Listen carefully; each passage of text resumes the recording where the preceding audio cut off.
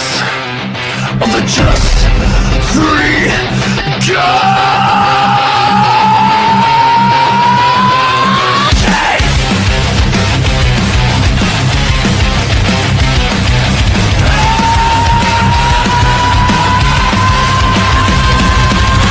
Reece cracks the match. Josiah fans the flame.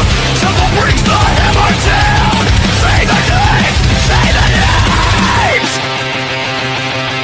House of the Just Three Guys. Kick the door and the echo rise. Weekly still take a dark rise. Josiah, Temple, House of the Just Three Guys. Left in the dark when the dead all dies. Trapped in time, what's a chaos climb. This is your warped life. Hot takes swing like a barbed wire belt. Truth inside like the pain you felt. Three sharp tongues at a crooked table. Tear down myths, brick by brick. Unstable. House of the Just Three Guys. Kick the door and the echo rise. Weekly still take a dark rise. Josiah, Temple, House of the Just Three Guys. Left in the dark when the dead all die. Welcome back to the wrecking light. This is your house and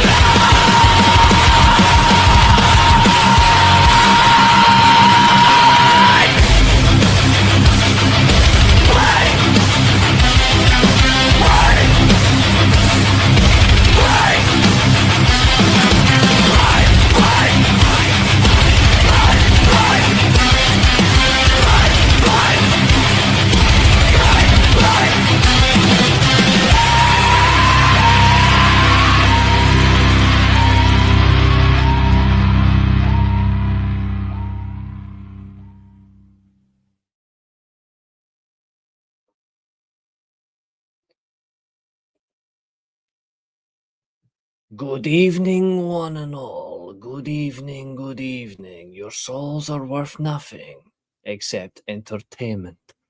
That's my attempt at a Dracula accent, and generally it sounds better than most fucking people, but hey ho. It is me, Reece, welcoming in. Good everyone. Hope you're all doing well. Good evening to Josiah. Temple will be here when he's ready, of course, which is completely fine. Thank you, Maria. Appreciate it. The intro is absolutely great. But that was a combined team effort. We all did this, but why are we here? We're not here to prove the theory of relativity, although that would be awesome. We're not here to prove that WWE is good, because we can't. We're not here to prove that Josiah is a happy man, because he's not. And we're not here to prove that I have a soul, because that left years ago. What we are here to do is to, one, make Josiah laugh, because Josiah's a funny guy, and he got to watch England get beat last night and get paid to do it. You've got me on here to have fun with you beautiful people, have some fun, talk some wrestling. Temple will be here about 8 o'clock because he's having something to eat. You'd think for a chef that he would have known when it's appropriate to eat, but I suppose that just shows that the man is a busy man, and he is a busy man, so that's a light-hearted joke. And of course, we're also here to prove that when it comes down to it, really important, when it comes down to it, there's 3 consistent things in life: pro wrestling, life, and Billy can't win a quiz. Had to get that one in there. So there's a salute to all. But it's good to see everybody. Welcome in tonight. We're going to do our Sakura Genesis predictions. We're also going to have a bit of fun because we're going to do whatever you guys like in the chat.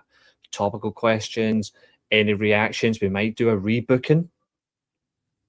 Whatever you guys want, we'll do it. But I am the embodiment of chaos. I am, as Maria says, the son of darkness. I'll take that. I am the host that gives people what they want. And I give you Josiah, my co-host. How are you, my friend? I'm very well today, thank you. Glad to hear it. It's good to be back and good to see everyone here as well. Welcome in, Candice, new viewer. Hope you're well. I hope you don't get offended by the weather. Oh, I am so very sorry to hear that. Well, here's one just for you.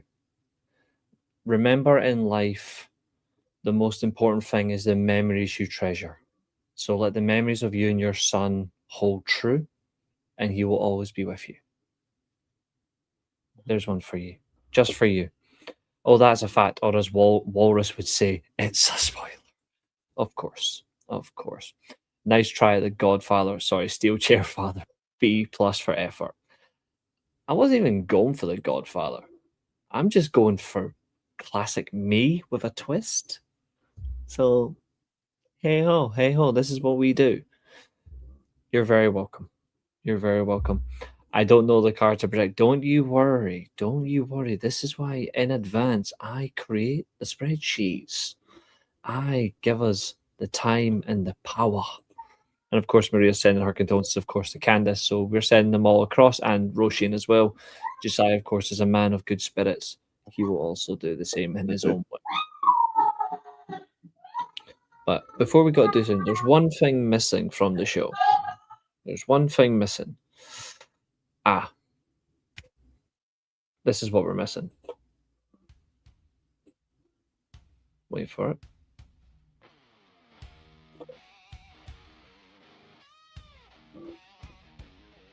A little throwback, a little bit of classic, because it annoys Josiah that we don't use it anymore.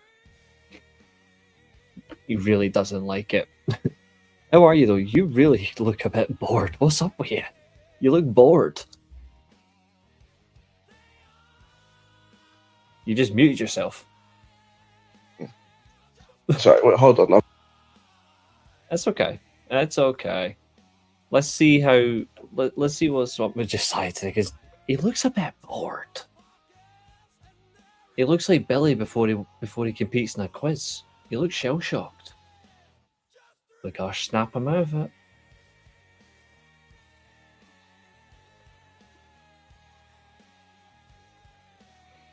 But that's what we're here to do. That's what we're here to do. So stay with us tonight, guys. Keep it coming. Keep it going. Keep your comments coming. Keep your questions coming. Keep your topical discussions coming. I want your ideas for the bonus stream. I want your ideas for the first member stream. We've got all this to do. It's coming thick and fast. Yeah, talking about throwbacks, yeah. 25 years of WrestleMania 17. It's crazy to say. 30 years of nearly 30 years of WrestleMania 13 just 2 weeks ago. Like, we're flying. We are flying. But we are here to have fun. That's the main thing. With you, the audience, the people with minds that work. Unlike Triple H, you guys actually know how to think. Thick and fast. You don't. Katherine, Jesus Christ. You dirty bitch.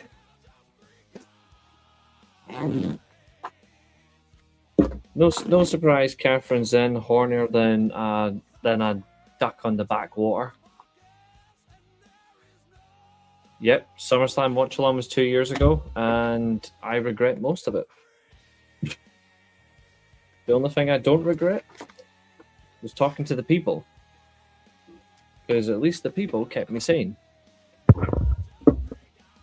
The main rule in Reese's stream: have a good laugh. Well, that's rule number 3. The main rule is, well, have a laugh, but be true to who you are. Don't lie about yourself. The main rule is don't abuse anybody, except Billy, because Billy likes it. But now, let's ask that question one more time. Mr. Sourpuss, what's up with you? Yeah, I had a nap, so I just recently woke up. Fair play, you're still waking up. Josiah, talk to the people, because as you can tell, I really need a drink. So, Okay. tell them what you think. What do you guys want to talk about? Whilst Reece has gone to get a drink. Preferably not Cody Rhodes, thank you very much. Yeah, not him. We don't want to hear about him. I think we should talk about probably some of the best news that came out today. And what's that? Me and you both saw it. Me and you both shared Is it. this about the whole Stardom getting their money? Yep, I think we should. And this shows the difference between some companies and New Japan. Because I think, first of all, I think we have to actually commend New Japan for this. Yeah. I think we really have to commend New Japan because what they've done is fantastic. What's up, James? How you doing? Yep, Danny Luna's leaving. Please don't remind me because I will absolutely obliterate TNA later on. It's part of the show. I am going to fucking obliterate that company. And if anyone tries to stop me, you're gone. I'm not even holding back this time. I've been too kind to TNA, and tonight is the final straw. Like that is for me the final straw. But we're gonna talk New Japan first, obviously, before we even get Dani Luna debut in AEW. Honestly, I hope she does Stardom in AEW as a dual contract. Oh, you haven't missed a rant, don't you worry. We obviously tonight's main theme obviously is predictions, but I want to talk about New Japan first because New Japan today announced that they have relinquished the shares to Bushiroad, which is the parent company of New Japan and Stardom. They have released their shares and they have allowed all of this to now go to Stardom, which me and Josiah were celebrating, by the way. Because one thing that matters is about ensuring the success and longevity of your sister companies and also companies you're associated to. New Japan have relinquished their shares, which means all the money that Stardom would have made initially went to New Japan first. That will now go to Stardom. Stardom will now have more cash flow. They'll have more financial security, which means they can bring in better talent, they can retain talent, and they can invest that on production as well. So they get the benefits across the board. So I'm actually really happy with this. What about you, Doug? Because we did speak about it briefly, but didn't go fully because we talk about it fully. But like in general, how do you feel about that? I'm very happy with it as well, but it does make me question the fact that New Japan still had all of this extra money, but yet can't keep their talent from leaving. Especially when now all of a sudden they're considering doing multi-year contracts. Yeah. And it also makes me think that now that this money isn't there, how is it gonna get any easier to make people want to stay there? Exactly. It's unless they offer some form of guarantees, I don't know what New Japan can realistically do now, because I agree with you. Like, how do they balance this out? Especially when Noah can give talent multi-year contracts. Stardom can now give multi-year contracts to their top talent. Effectively, it's going to be hard to get a Stardom talent out of their company, which is exactly how it should be. But New Japan... Here's a question for you and a question to the chat. So I want you to think carefully before you answer. Does this allow New Japan at least a chance now to regroup under Tanahashi's leadership? Can they now regroup and then find a different strategy? And if so, what do you think that could be? I mean, I think it does give them the opportunity to, but I don't see it being any sort of quick fix or something that they can just come up with something different from, because this is something that they've been doing for a while, so obviously it's going to take a while for them to come up with something else. Say you were Tanahashi right now. Say you were Tanahashi. Chester, you're correct. It's all about the money. Question for yourself then, and Dan, yeah, it can only be a positive. If you were Tanahashi right now, and the opportunities were there in front of you to now make a change, I agree with you. It's not a fast change. It has to be a slow burner. It has to take time to implement. what option are you taking? Are you like, for me, I think the minimum is a 2-year contract and working out, because if they can't do 3 years committed, at least do 2 years with potential an option to a third for the talent if they can accommodate. But what would you I do? would say it depends on the type of talent that you're offering the contract to. Main event talent. We'll start with the main event talent, because obviously they're your money maker. If that's the case, if it's main event talent, I would initially offer them the option of a 1+1, and then see if they come up with, oh no, I'm actually quite happy here. I'd like to stick around for longer if you can find the capacity to do that. Okay. And say it's talent that are breaking through the mid card into the upper card, but they're still competing for, like, say, the mid card championships. So they're now getting closer to, say, the global title.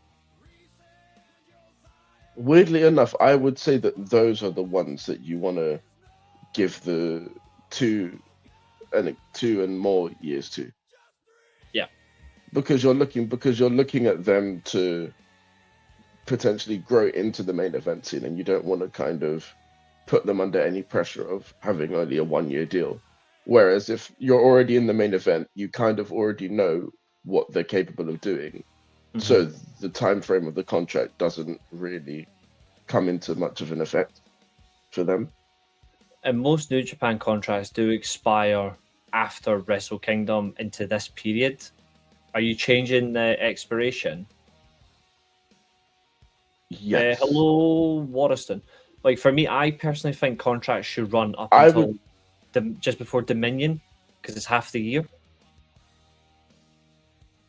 I mean, I think that it depends. It just depends on when you sign the contract. Fair. Because fair. I think if you sign it before Dominion, then I'd say that your contract should be up then. Yeah. But if you sign it after, then it should be by Wrestle Kingdom. I think that's very fair. Guys in the chat, what do you think? Obviously, Dan says, because I feel like all of the January, February, March departures, I feel like it just stunts the momentum that the company has going through the years. When you seemingly have all of these plans for these people, and then all of a sudden they're just leaving. Yeah, no, I think that's fair. Maria says you should have torn a new one to AEW for not re-signing Lady Frost. No. And I'll explain why in a minute. Because James says, not bad, thanks. I was at the Scotland game last night and that was 90 minutes I'm never getting back. Don't worry. Same with England fans. They're definitely not getting that 90 minutes against Japan back. Absolutely beautiful. But Maria wants us to tear into AEW for not re-signing Lady Frost. I'm going to be controversial. I'm going to say no, because Lady Frost respectfully has nothing to offer in the wrestling business anymore. Like, I actually think she should just go to NXT and be a coach. Like, I am actually advocating that she goes to NXT and be a coach. She's done nothing in terms of wrestling for the longest time, and even her character hasn't changed. Like, she's done no input. She's not evolved. So I generally don't actually think it does her any benefit. And they've gave her plenty of chances. Like, they've gave her chances to try and become a main talent. She's never took them. I know that might sound harsh, but I don't. If it had been any other talent, say if this had been Anna Jay, I would absolutely tear into AEW for that. If this had been Ty Mello, I'd tear into AEW. If this was Hikaru Shida, I would rip them apart with a nuclear bomb. Like, there's certain talents that matter that I would be like, hell no, I'm not letting that slide. But someone like Lady Frost, not really. Not really. What about you, Josiah? I mean, I don't know much about Lady Frost, so I can't really comment on this. It's actually the most appropriate answer, because pretty much most people don't either. 2-year contract option, if not 3-year contract. Not a bad answer, Chester. Not a bad answer. But back to Stardom. So now they've got more financial security. There is one good thing out of this. It means Stardom can now compete in terms of anybody that tries to take their talent, they can fight back to an extent. And it also means that they can now dip their hands into some of the top independent talent and go, look, do you want to be a part of this? Because there's a lot of great talent that would suit Stardom right now. Mm-hmm. And I can think of 5 that I would put there straight away. And 2 of them are in the UK as we speak.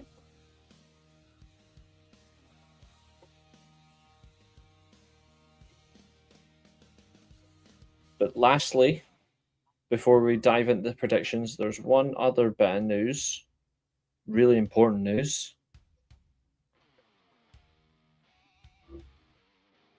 One Belt Monet. Mm-hmm. All the tears of people crying, bitching, and moaning. Oh, she's won all these championships. By the way, she's helped every single one of those promotions get TV deals, but you don't see anyone thanking her for that. Just saying. But yet she dropped those championships and put talent over. She's now down to 1. She's coming to bet all or nothing. She's coming to bet it all for that world title. She's going to win it. But yourself, mate, all the IWC moan about Mercedes Moné, but she is putting talent over. But what's your overall thoughts, though? I think it's good to see that she's giving back to the industry. And it definitely may go a long way in helping her standing with the IWC. Not that it matters too much what they think, but of course it's always something to consider itself. Mm-hmm. Yeah. Now, of course, me and Josiah really have an issue with people from New York City. Mm-hmm. Well, specific people from New York City.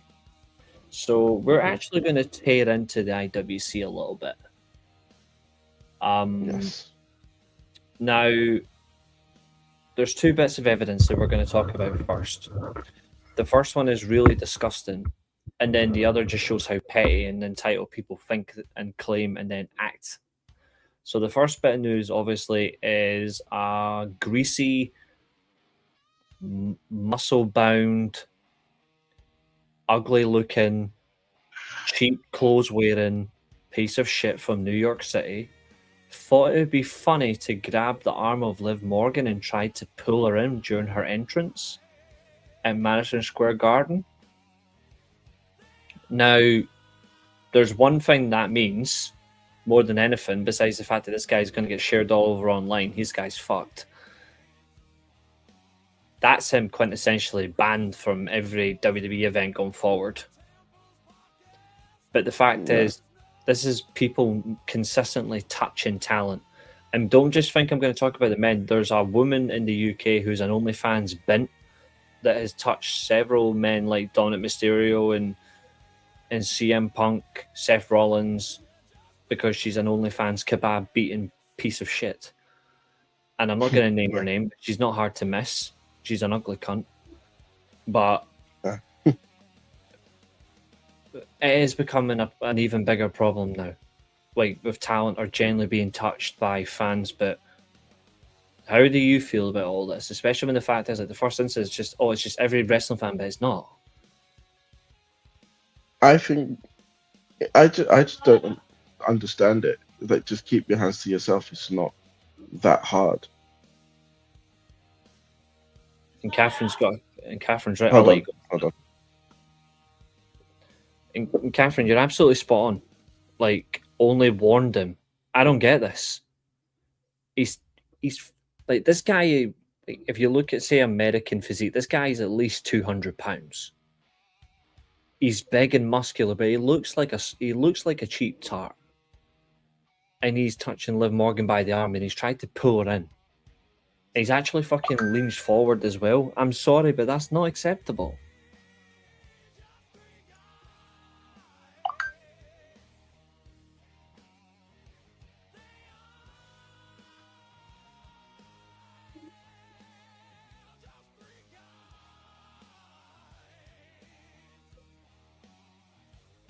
Like, it's not acceptable for someone to lean over and touch it, because I guarantee if it was anybody else as well, there would be serious questions. Security should have done more than warn him. They should have chucked him out. You can't do that. Dan says RIP his WWE experience, but also his internet social life may have to rename it. Yep, for sure. He should be banned for life for attending Yep, and all wrestling events. As someone who gets front row tickets, I will stick my hand out if they slap it. If they do, if they don't, I'm not grabbing them. Yeah, exactly. If you're same with Billy, like Billy puts his hand out and then he touches Roman Reigns and he gets all excited because we know how much Billy loves Roman Reigns touching his hand. Yeah. But that's still maturity that he didn't fucking grab them and pull them in. But you were saying there, dude, sorry, like you before obviously your mum went. Yeah, I just think that it's just as simple as just you're barricaded away from the wrestlers for a reason. So just respect the boundary that's there and don't put your hands on the wrestlers. Especially when you never know, some of them could genuinely, like, yes, they might be paid performers, but some of them genuinely can fight. Like, imagine you touch the wrong one, and obviously touching them either way is wrong. But imagine you touch the wrong one, and they brought you over the barricade and they beat the shit out of you. Like, could you imagine? Like, like someone doing that to like a Brock Lesnar? He would literally grab you by the throat and he would beat the fuck out of you right there and then. He wouldn't care. And he's rich enough to not care about a lawsuit because you'd go, well, they put their hands on me. Well, there would be no lawsuit because they put their hands on him first. Yeah, and I'm all for it in the sense of just talent should be allowed to. But the part that really annoys me the most, and I had to quote this: why do wrestling fans think they're so entitled that when a talent walks past them, that the talent has got to stop for them, sign their autographs, or take pictures with them? Listen up, that's you just bunch. The most entitled thing. Yep, Katherine, that's exactly who we were coming on to, funnily enough. Yeah. To automatically target a wrestler and quote them on social media, film them and say, oh, look, they never stopped to meet me. Was it a meet and greet? No. No. Was it a paid encounter with the talent? No. No. Was it a wrestling show? Mm-hmm. Yes. Did it involve a convention? No. No. Therefore, what are the wrestlers allowed to do at that point, Josiah? Whatever they choose to. Exactly. So they do not have to stop. It does not give you the right. What's up, Fernando? And yes, if someone did it to Awesome Kong, she'd rip their head off. Exactly. I've met wrestlers and I've asked them the same conversation. Like the same conversation they've had. I asked them the same question for conversations they've had. And I asked them very specific questions. I asked them, if a talent comes up to you and they ask you for your autograph, genuinely, how do you feel? The wrestlers I actually met have all said the same thing. They genuinely feel uncomfortable. Like they feel like they're forced because they may not want to be, but they're in the public eye. They have celebrity type status. Therefore, the media is always in their face. They cannot escape criticism. And they all get worked up because you never know who's around. Look at the wrestlers that have had stalkers. It all stems from these weirdo fans. They should all be put in some sort of contained facility and sterilized. They are dangerous human beings. Yeah. What the fuck? Where the hell is that? Hold on. It's on YouTube. Yeah, it's on the YouTube short. Get the fuck out of here. Creepy bastard. I'm not having that. Get to fuck, creepy spamming cunt bastard.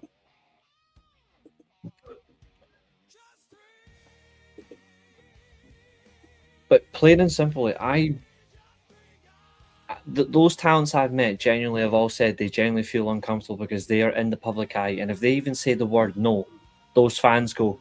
They use any opportunity they can to make the worst of it. So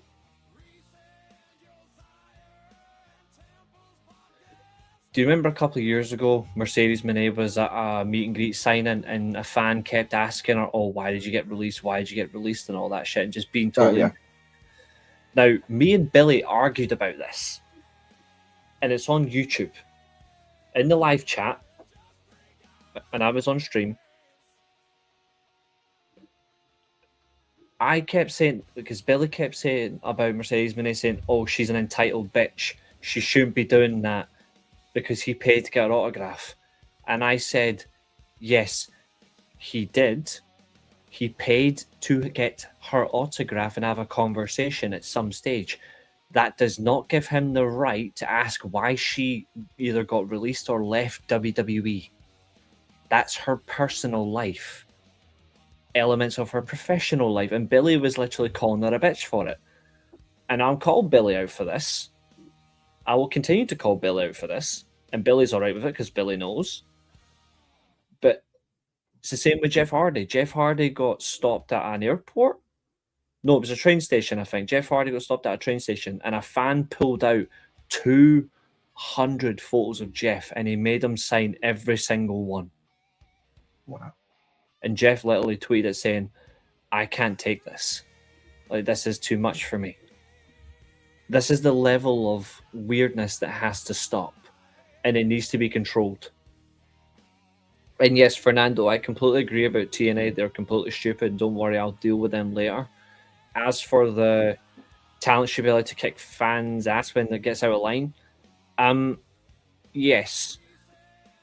However, there's also got to be an element of control here. If the fans just criticizing the talent but not being abusive, then a wrestler should be allowed to just engage in a debate, but they shouldn't be offensive back.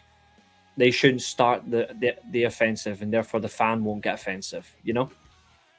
Look at that incident with John Cena. Yeah, when he was in Scotland. When he was in Scotland, Cena was at a hotel and a guy just filmed him without asking his permission, and he kept filming him. And he went back and kept filming. All in one video. He would look away, turn around, Cena would clock eye, so he would turn and walk away. And I don't know if the guy got sued or nothing, but like he looked like he was going to sue him, but I'm surprised he didn't hit him.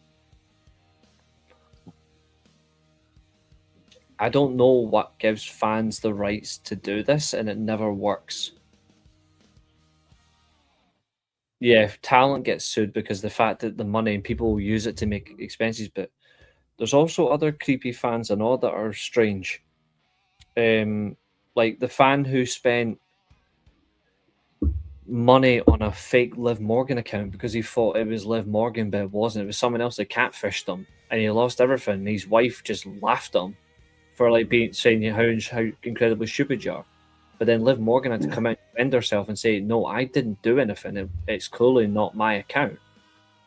It's quite obvious that they were generated images that were blurred out to look like her.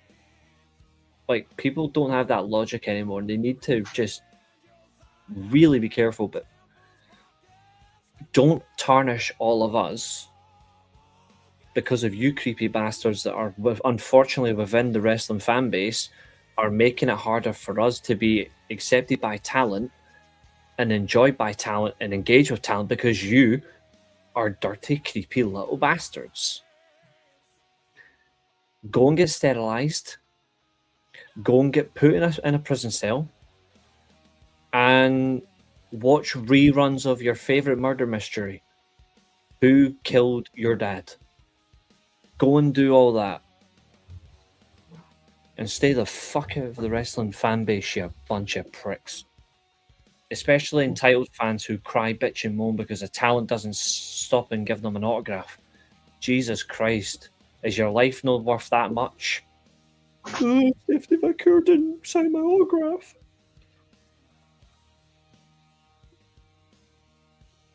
Stephanie Vancouver didn't say hello to me.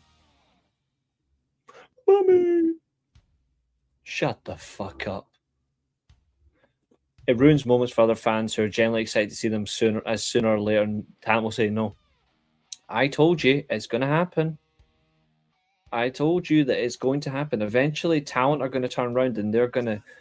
All these wrestling conventions are going to end. Talent coming to Comic-Cons are going to end. Like, Soraya's coming to Glasgow in November with a couple other talents as well. And think about the fact that people in the UK don't let her forget either about what happened with Brad Mannix. They still don't let her forget. So she's going to get that just as much. I think with social media and wrestling pulling back the curtain has made fans think they're part of the business, are entitled to get what they want. Katherine, I absolutely think you're spot on. Like, I absolutely think you're spot on with that.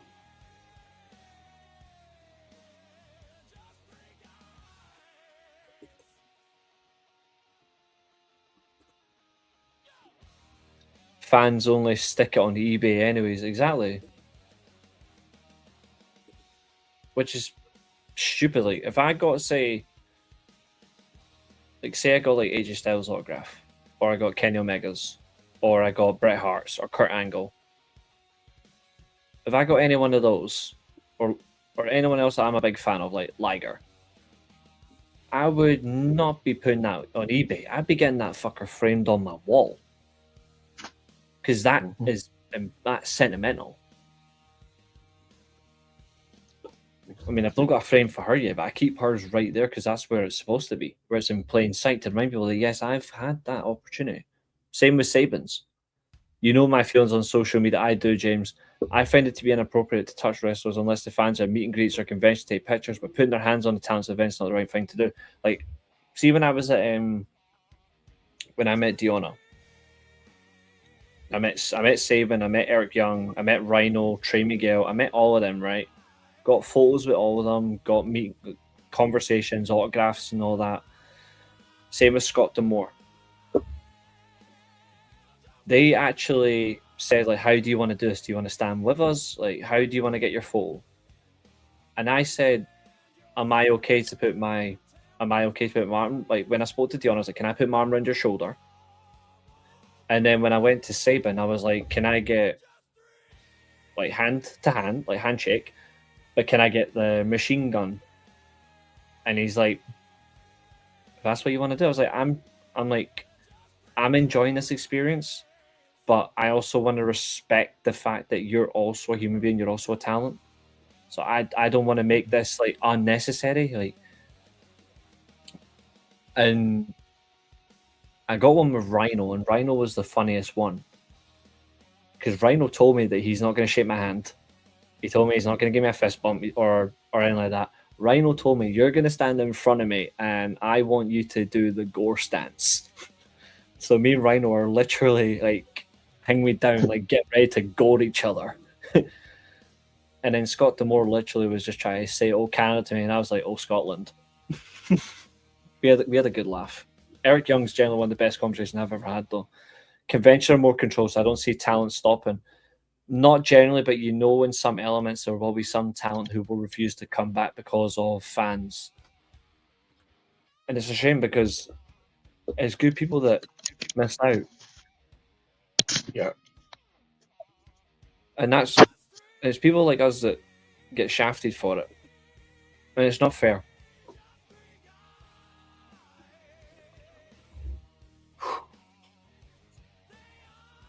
Right.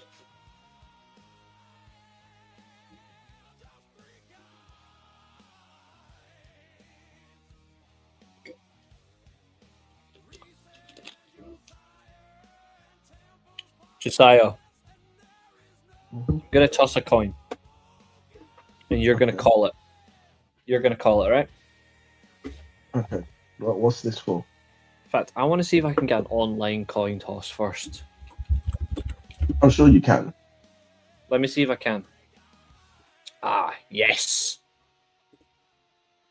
Oh, this is perfect. Although, let me quickly untick all these cookies because I do not want any of these. Let me untick all this crap. There we go. Nobody wants virtual cookies in this one. Yeah, exactly. If they're not real, then I don't want I'm going to share screen, right? them. And we're going to make this fair. So this is how it's going to be.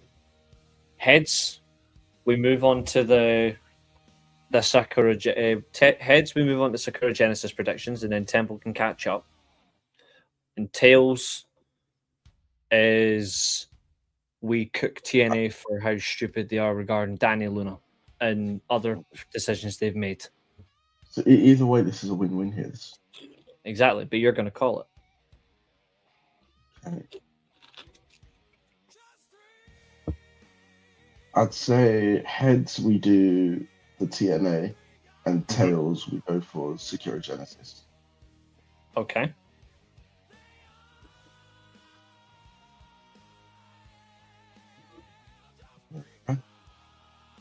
Chat, it's time for you to get smart.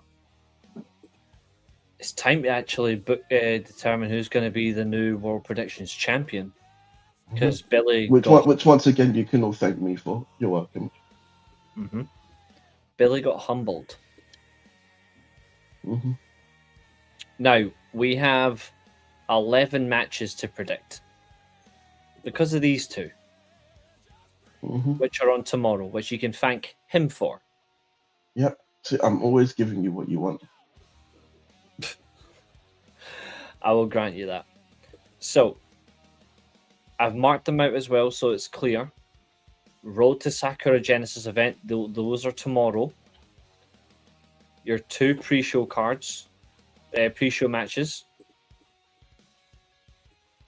And then your main card. Well, your main card here, all the way across. So you've got 7 matches from the main card, 2 pre-show, and then 2 from Road to Sakura Genesis. Because there's more matches, but the only ones we're after are the title matches. Yeah. Those are the ones that count. Josiah always looking out for his audience. Well, if Josiah was always looking out for his audience, you'd be backing him in polls. Yeah, exactly. Well, to be fair to Katherine, she does. At least because she is at least a genuine customer here.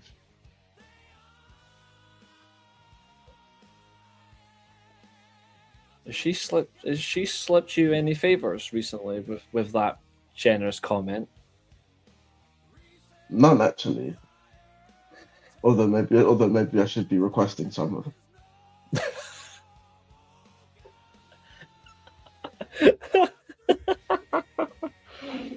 Oh dear, hold on 1 minute. Just for that.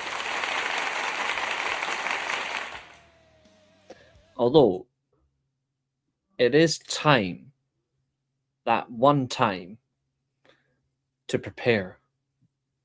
So we always have to count down to the start of our prediction. But you can't hear it.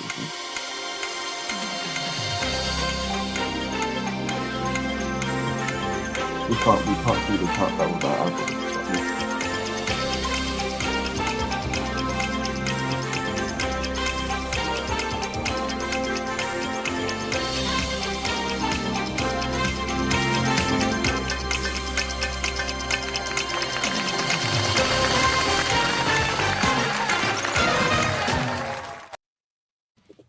Okay. And it sounds like the sun doesn't even want to come into effect anyway. I was bringing on this one because you don't like it. Okay. Right. You know the score. Actually, I really do not like this position. Hold on. Let me fix this. This is really bad. You prefer being on top of the spreadsheet? Yeah, it's so much better. Let's see if I can. Where are we?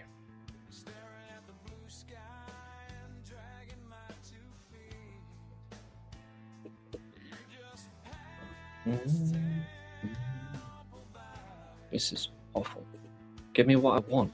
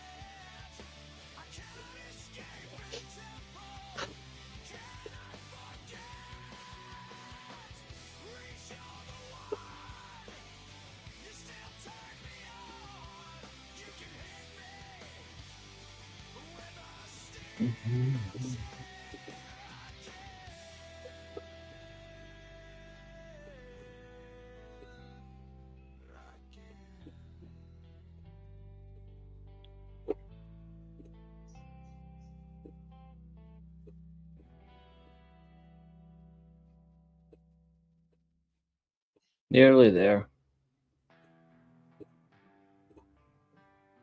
Just making it very appropriate.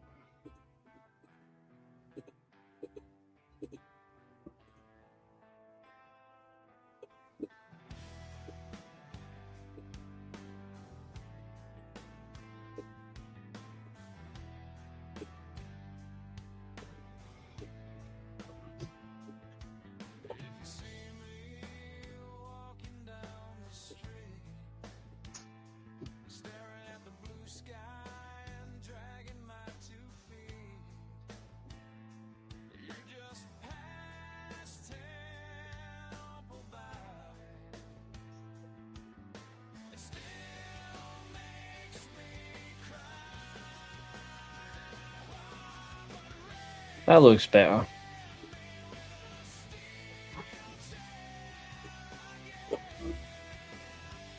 And there. That's better. You'll be the square. I'll be the circle, and Temple will be the rectangle. If he shows up, that is. He said he'd be here around 8, so It's almost half. exactly. Where is he?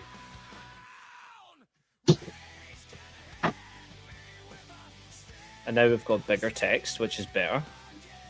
Guys, you know what to do. We are ready to begin. So, first match we're going to predict, sir, is IWGP Junior Heavyweight Championship match. The champion are Dookie versus Yo. What are we thinking? I have no idea how this is going to go. Which is actually a good thing. Mm-hmm. Like, for once. Like, we say that, like, for once, like, we haven't got a clue. But that's what makes it good.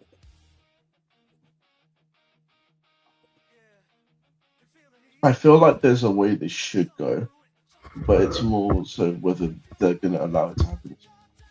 You think it's time to put the belt on Yo? I think so, yes. Chester's going for Dookie. Now, what are you thinking on terms like who are you going to go for? I actually hope that they will make I'm a change. going to go for Yo. You're going to go for Yo. Yeah. I think it is time. Like, he does deserve a chance. Yeah. And to be fair, We don't need it to be on Dookie and Desperado all the time. Give it to someone new. Yeah.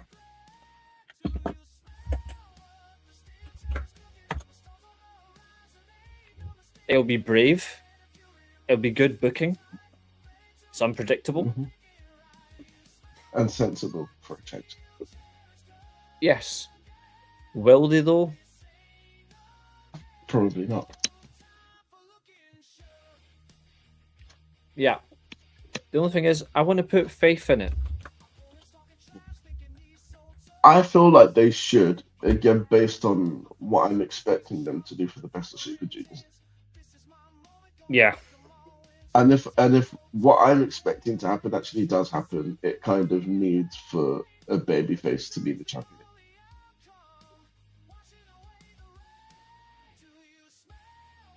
Especially with the whole concept of Francisca Akira. Yeah.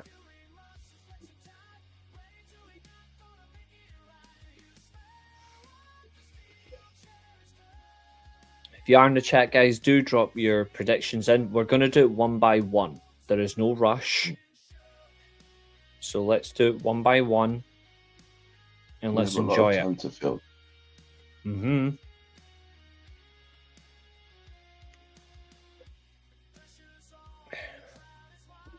Are you surprised it's on the road to Sakura, though, rather than the actual main show? Because I think it should be on the main show. I'm not surprised at all, considering how stacked the main show is. You could easily remove... I would probably have swapped the Never Six tag title and put that on the Road to show instead. Mm-hmm. Yeah. To be honest, I would have also moved... But then saying that, if we were going to put the Never Six titles on that show, I would have also made Ren Narita defend the Never title against Bolton on and against Sakura Genesis. Same. And I would have made him lose as well. Oh, in 2 minutes. Yeah. The same way that he won it in 2 minutes. Exactly. It would have been really fitting. Yeah. If Temple doesn't show soon, I'll jump in for a bit and my prediction coming up in a moment. Oh, he's doing the wheel again. Like he does with every prediction. Yep. He'll show. I'm telling you, one of these days that Will's gonna win in the predictions that.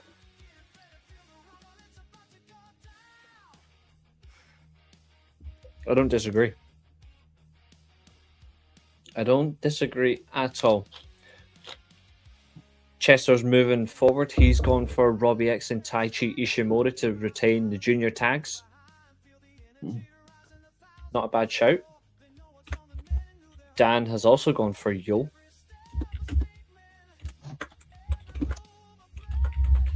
Where is your head in this one? Because this is actually... Yeah, where's your head in it right now?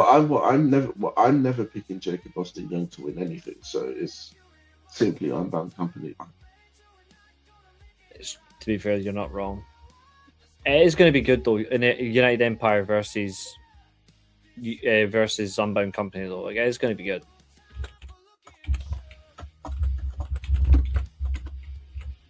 For as long as they continue.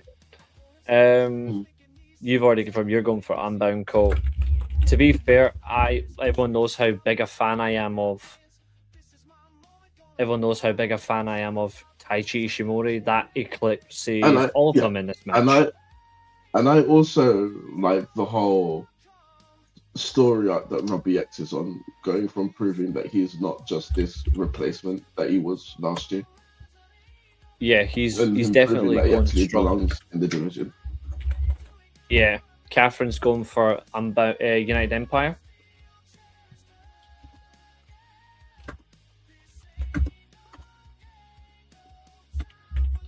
Another Unbound Co.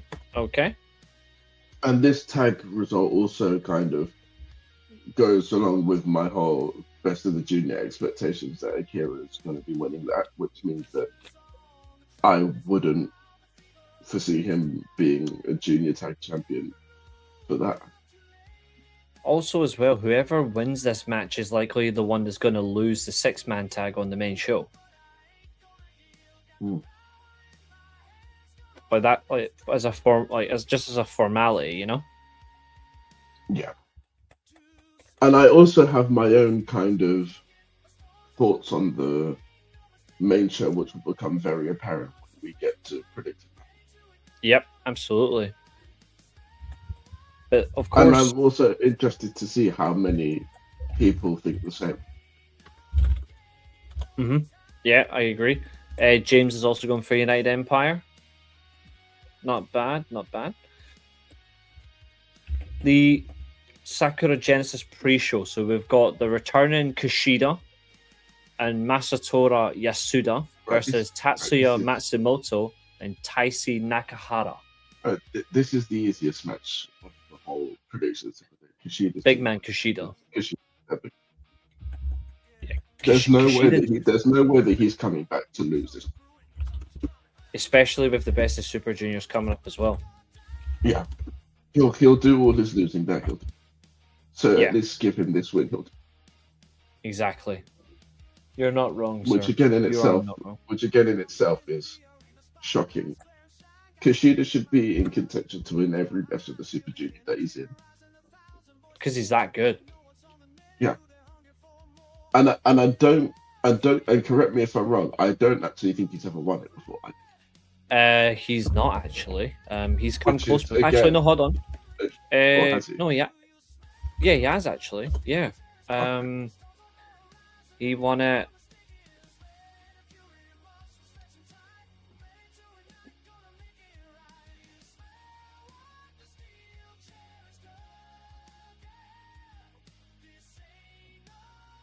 Sure, he has. Yeah. Hold on.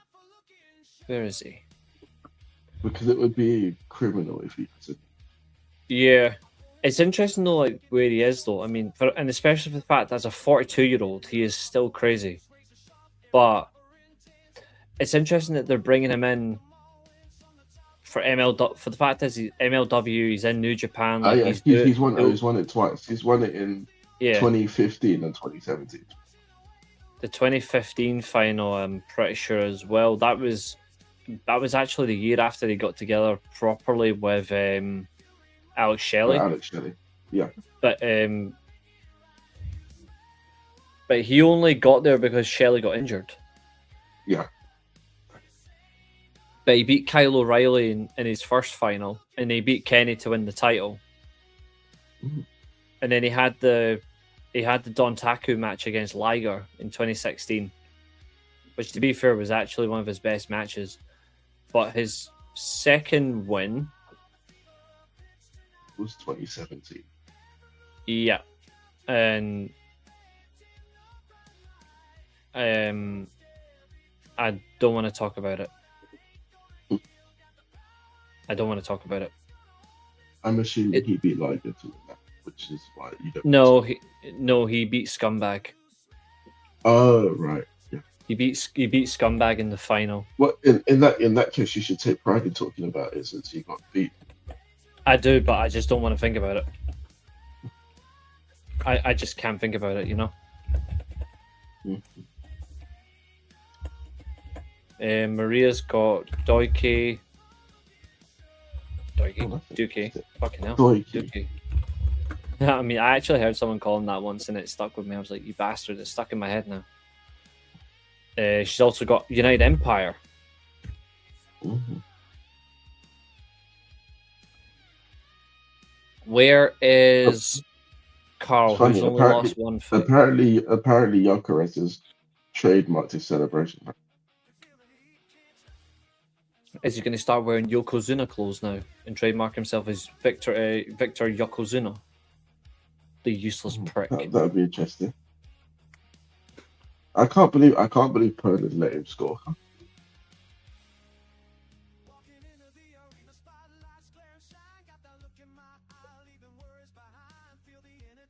I've just mentioned the Discord if Temple's joined us because he did message at 7:20 saying he will be there about 8, and it's 8:35 now.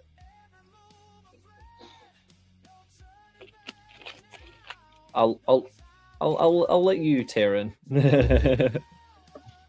Hopefully he is all right and he's actually still joining. Because if not, I'll be like, the fudge. I'm trying to reduce my swearing because apparently swearing about the weather insults people. Yeah. Again, what a bum lick. Getting so offended by That's it. too much. That's too much for certain people's ears to hear that. Mm-hmm. Although that account is proper creepy. Big one And from also not Dan. here. Yep. Dan has gone for Tatsuya Matsumoto and Taisi Nakamura. I'm going to assume that Dan is using the wheel of names for it all, which is fair. Or he could have just copied our first predictions and then gone for the wheel first.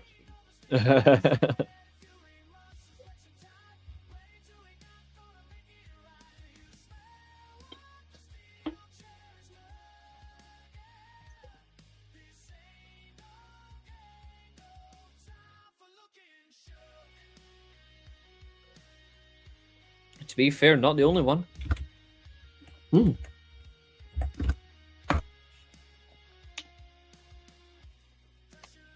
I rate this, folks. Thank you. It's always good to have different picks, so we're not all the same. I have some sadness share I've been diagnosed with. The fuck? Why is it literally everyone getting cancer these days? Oh, Murray, I'm so sorry. I am so sorry. And I hope you beat it. I really hope you beat it, but Jesus Christ. You're right, like what is it right now? It's everywhere right now.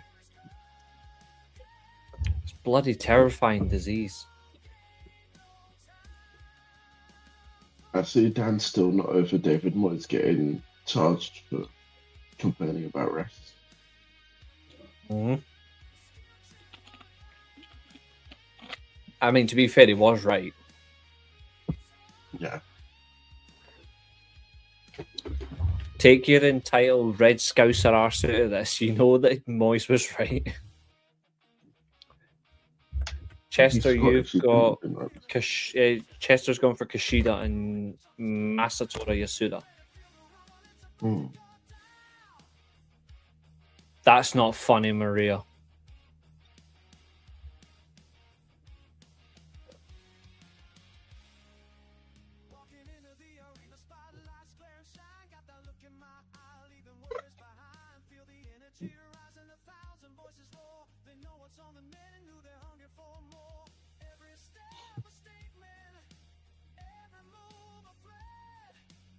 That's like MJF levels of trolling.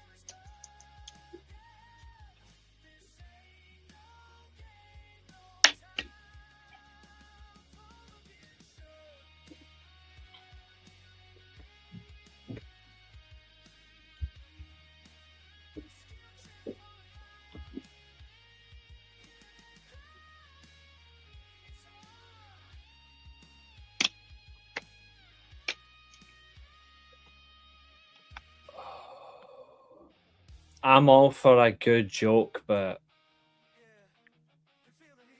I lost a relative to that as well. Well, not specifically that form of cancer, but I lost a relative to that, so I can't take it. I can take dark humor, and I'm all for dark humor, but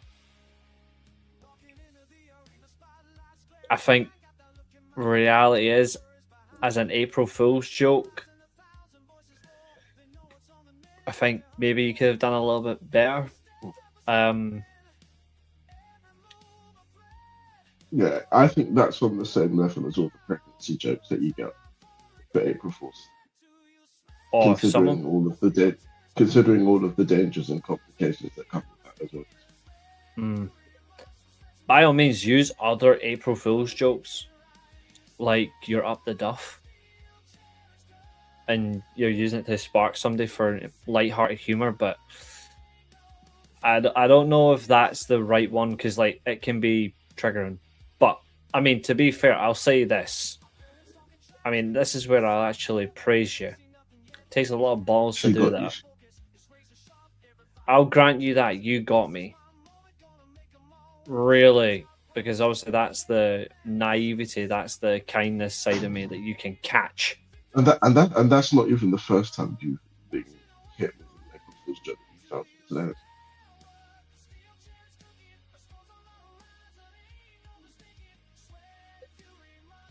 Although, to be fair, given how this stream's going, maybe Temple wasn't joking. He said he couldn't be on the stream today. That's a possibility. Let's...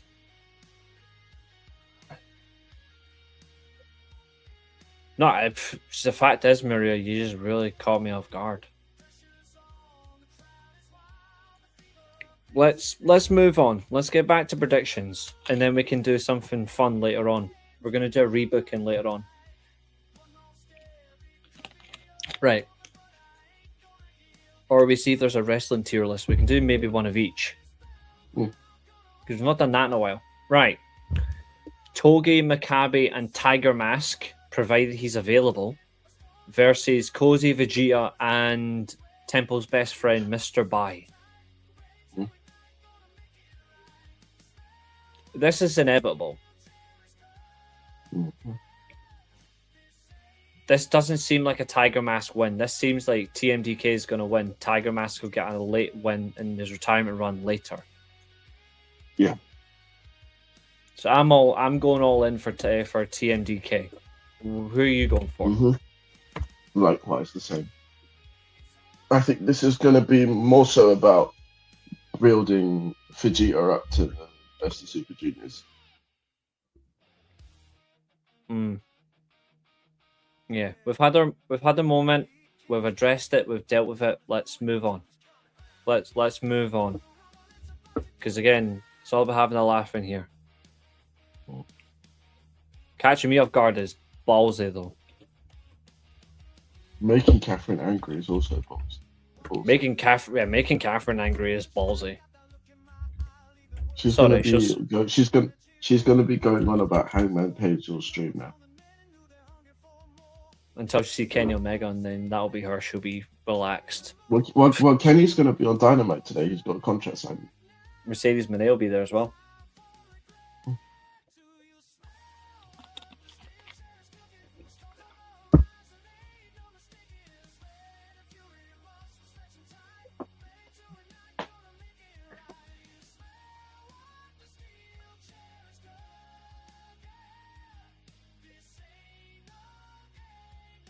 Yes, again, Dynamite looks very good for tonight's show.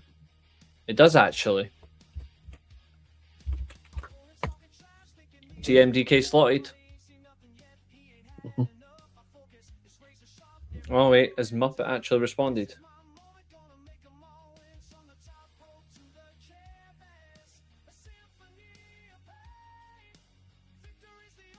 Dan will be back in a few minutes. He's just having a... He's having a breather. Oh, for God's sake. Yeah, Temple has not responded. Yeah, I actually don't think he's joining. He's been eaten. That's the only thing I can put this down to. No one here watches NXT Bleach. And even if we did, we would probably. Well, yeah, I know I don't because I don't drink alcohol anymore. But I guarantee, if you're only watching it, it's because you're drunk. I mean, you just don't want to hear Booker T's commentaries, which I get. I mean, that's not the reason I don't watch NXT. NXT has nothing about it that's worth watching. There is nobody in NXT worth watching at all.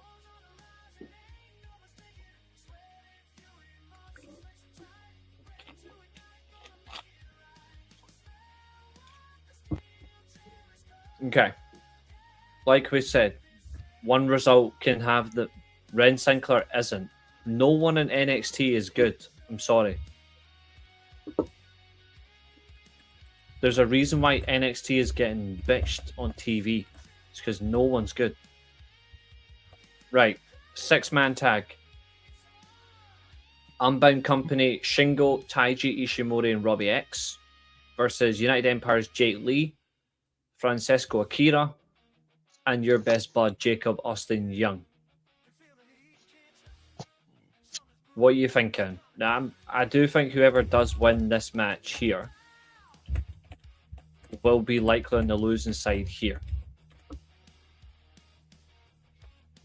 I'm going to take United Empire, but not for the reason that you specified. Okay, what's your reason? You'll see as we go on here. And I'll explain my thought process when we get to the end. Intriguing.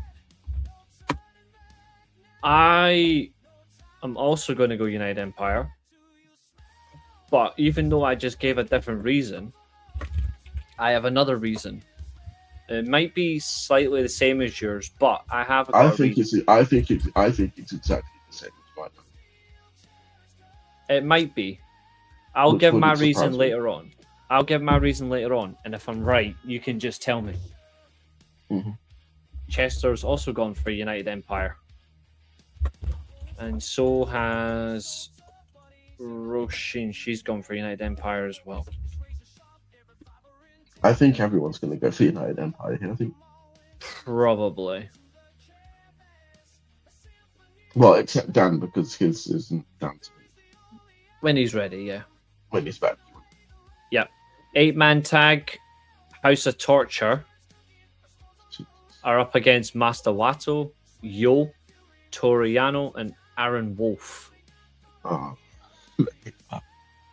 Unfortunately, that includes Don Fally. It's basically a handicap match. Yeah. Because everyone knows Don Fally counts for about 5 people. And he can't wrestle for 2. Or one. Although it is Duke, Sho, and Yoshinobu Kanemaru. Well, to be fair, House of Torture have one person that can't wrestle, and so do Hontas. Exactly. Toriano. Exactly. So, if anything, it's actually a balanced out match. But the question is it going to be a House of Torture fest? Or are we going to see a shock? Fernando's first prediction of the night, and he's gone for House of Torture. Catherine's gone for House of Titties. Okay. Mm-hmm. Which is a surprise considering she hates women. Oh, have you gone House of United Empire for this one? James has gone for United Empire. So we're letting James catch up here. That's fine.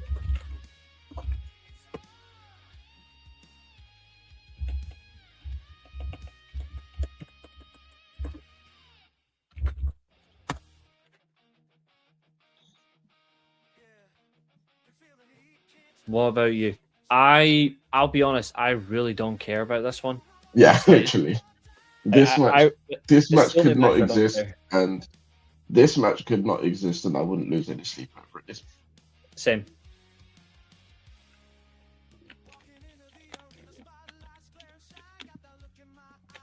Roshan and Chester have also gone for House of Torture as well.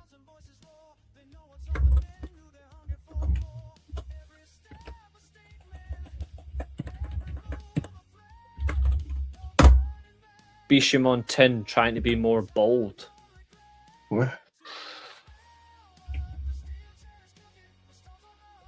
Where'd you see that? That's James' prediction. Yeah, but we haven't got to that match yet. He's still going for it. I rate it. I'll put it in just for now. Bishamon Tin. For that 8-man tag, I'm going for the Wolfpack. You're going for the Wolfpack. Funnily enough, as do I, and I think Aaron Wolf is going to pin Dookie. Just to compound his misery even further. Quite literally. Well, it's about time he pinned someone from that faction. They've been bullying this whole time. For months. Up next, though, is the main one. Well, slight main one. It's the return of Will Ospreay with Middle Khan. Just like we said it would be. Where everyone thought, oh no, he's not coming back. It's too soon. Nope, he's right back in now. Just like he said he would be. It's almost as if you and me, sir, are always right. Literally. And also, it's just like he said he would be as well, and people actually doubted that. Exactly. James has gone for the Wolfpack as well. Wolfpack is back, so you can mass destruction. Literally, the only reason I called them the Wolfpacks are alternates. I mean, it's completely valid. Will Ospreay and Khan. It's United Empire, sir. I take it back. When I say that the Kushida match would have been the easiest to predict, I take it back. This one's the easiest to predict. United Empire just winning this match. There's no way that Will Ospreay is coming back to lose. Like they would just be absolutely brain dead. They're gonna give him the grand return treatment. Catherine's also going for United Empire. I think he'll win it with. I don't think he wins it with Stormbreaker. He'll just hit the hidden blade and win it. No, I think he'll hit the hidden blade and then Hinari will get the win. I think he'll give the win to Hinari. I don't think he'll steal the moment, you know? Team player. Yeah.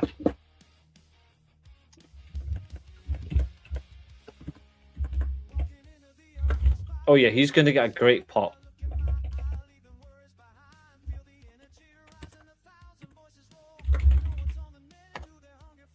I want you all to pay attention to this New Japan run for Will Ospreay. This is going to be a return done right in wrestling.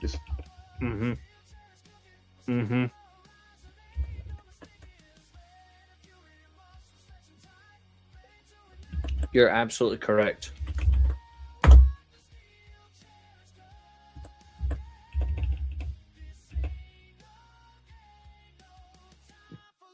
I actually think Maria might have left the chat. Although I advocate that she should come back. Yeah, if anyone can get a hold of her, make her come back, mate.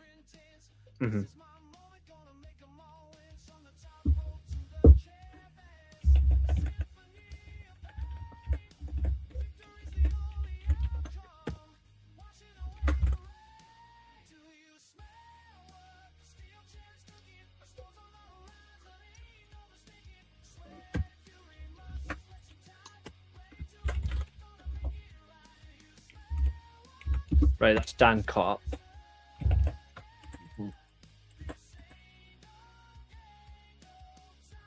Yeah, I doubt that he's been used. I think it is for some of it. He does, to be fair. Even for WWE ones, and he watches WWE, Yeah, he actually does it. But the wheel wouldn't be this accurate. You never know. Right. The final 4 matches to predict our title matches, starting with the 6-man tag Never Openweight Championship. Bishamon Tin, Oleg, Goto, and Yoshihashi. Obviously, Super Mario Galaxy comes out today. Versus House of Torture's Ren Narita, Chase Owens, and Yujiro Takahashi.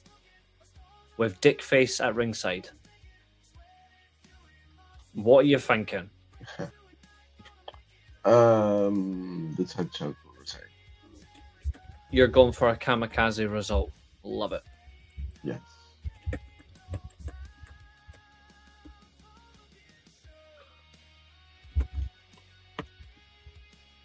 Katherine is also going for Bishamon Tin.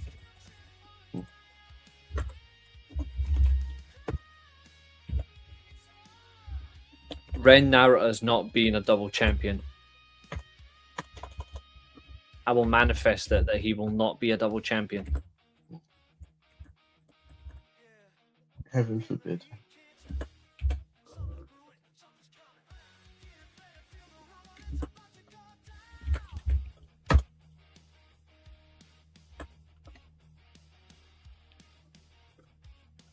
Also, Chase Owens and Yujiro Takahashi, they're big ages, should not be champions either. Katherine, that's what you get. Yeah. Well, you don't have to pick between them. You could pick a no contest, time limit You can draw. pick draw. But there's no way they're going to a time limit draw.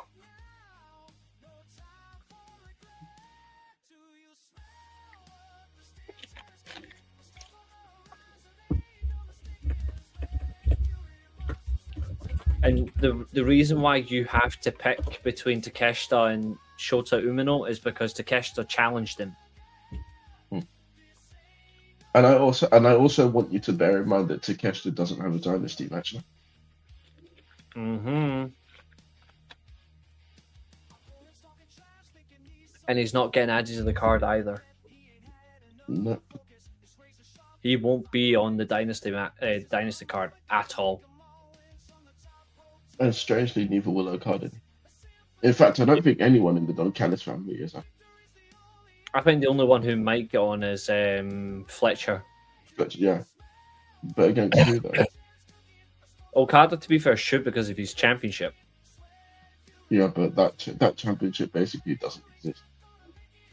Yeah, nobody even competes for the international title anymore. It's why What I'm saying, it'll probably end up being Carl Fletcher versus Darby Allin. Dynasty. You know what I wouldn't mind?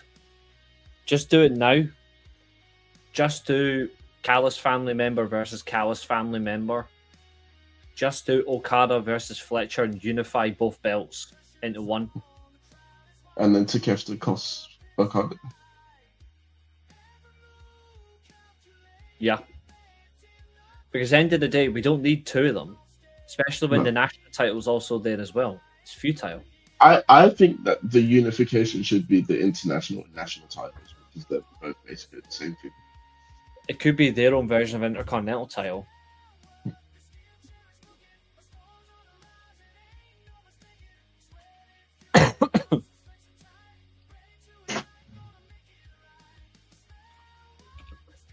However, that is a Tony Khan problem. We're not here to fix his messes. exactly. That's Catherine's job. She cleans up after Tony.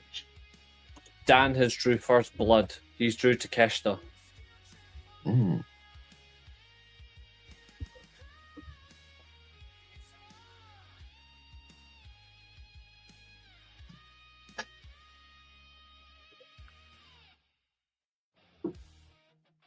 Speaking of Yota Tsuji, who we'll be getting onto later on, he says, I have to keep leading. For that, I need the belt.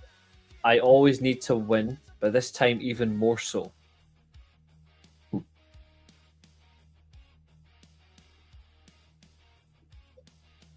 It's very interesting of a comment.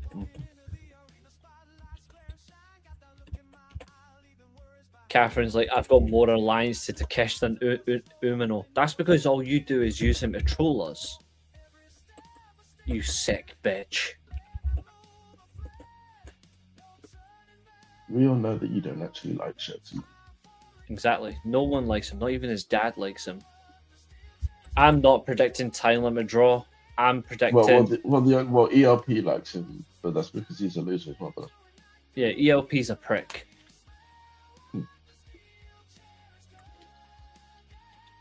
Cool attire, good guy, glad he's still alive, he's still a prick. What's up, Xavier?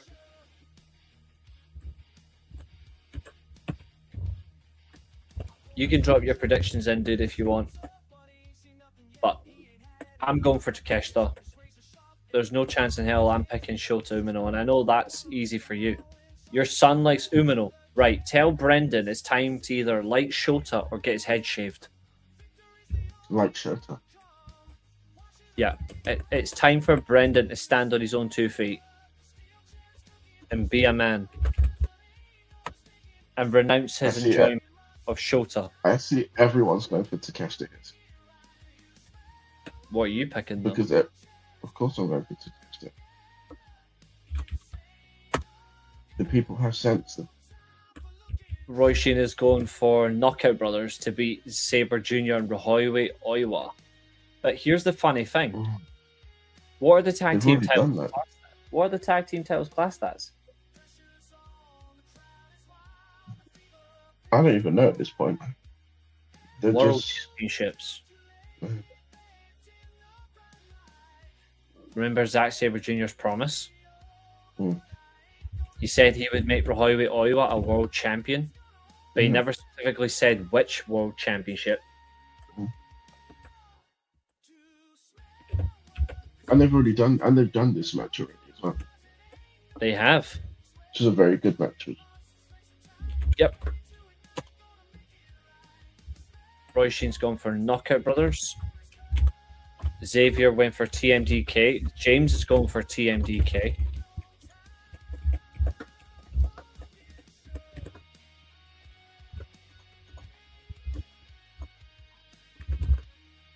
Katherine is also going for TMDK. You, sir. I'm going for TMDK. You're going for new champs as well. Yeah. Well, funnily enough, it's definitely not unanimous. Chester's also going for TMDK. Are you going for a retention? Just by the way you said it's not unanimous, just... To be fair, I was basing on the comment about Knockout Brothers from Roshin as well. Xavier's gone for Takeshita.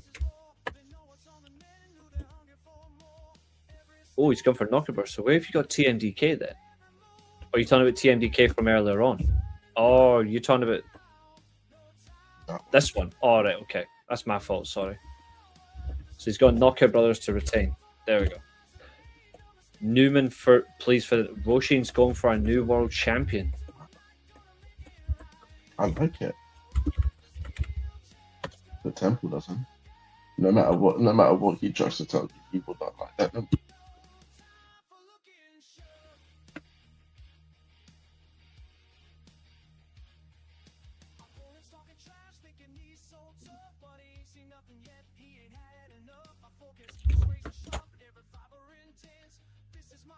I'm going for TMDK as well to win.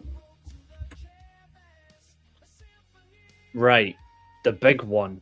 Now, me and you have an interesting conversation on this one. Yeah. Okay. We are day one Callum Newman fans. Yeah. But we're also day one Yota Tsuji fans. Mm-hmm. But and I'm going for Yota Tsuji. Because of the same thing that we're about to agree on. He's going to run through everyone and lose. No, actually, that's not it. No, that's this has nothing to do with it as well.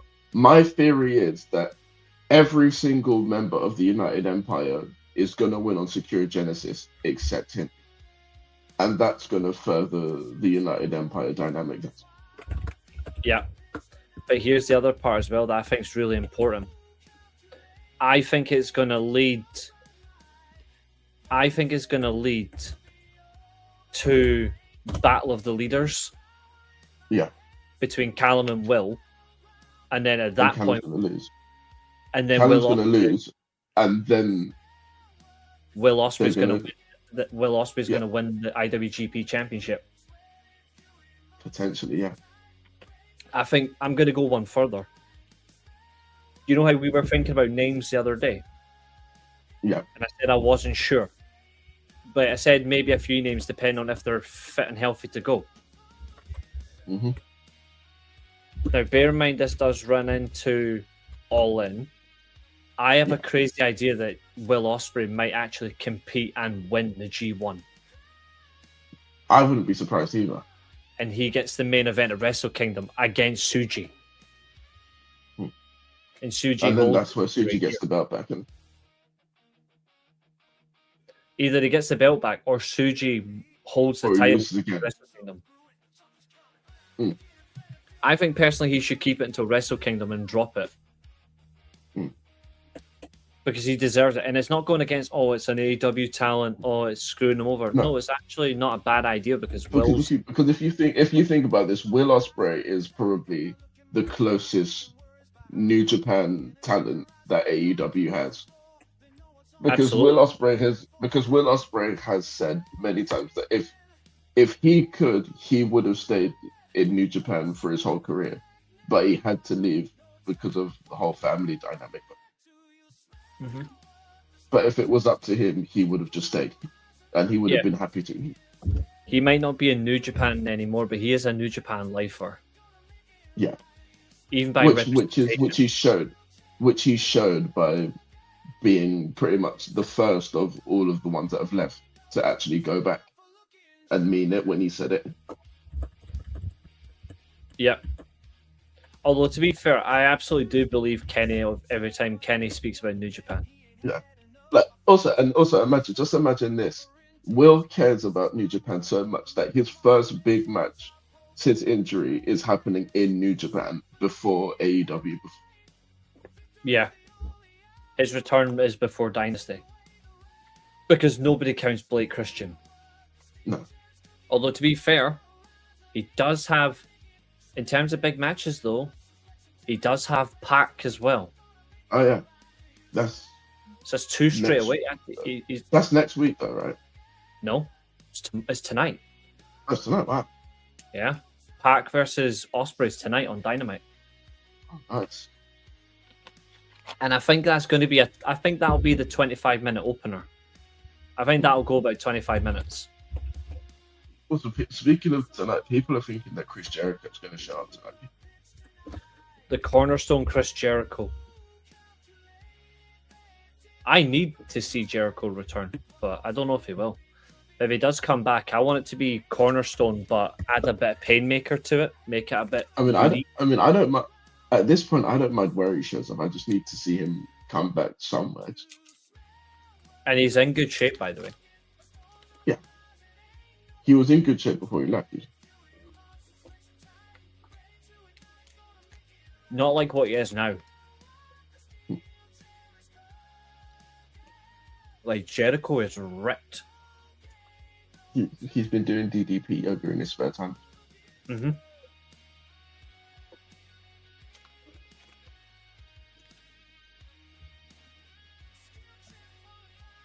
And he's been doing Katherine.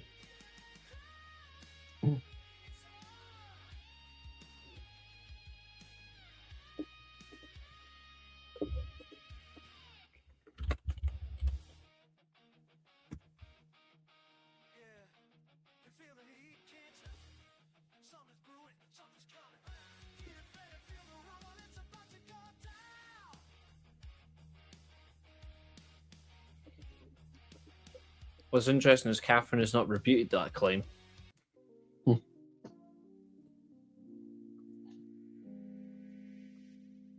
Because she cannot. Jericho can't hang with me. Yes, he can. You're like the same age as him, Katherine.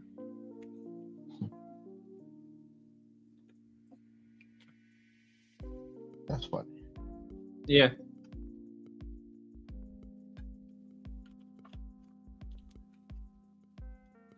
Oh, Chester's going to change. Ooh. Tatsuya and Taisi for Xavier. Chester's going to change a prediction. I actually like the fact he said change alert. I like that. I like that. Yeah, that's cool. I want someone to do that. I am a cook. And Oh, yet you're right. not catching any prey.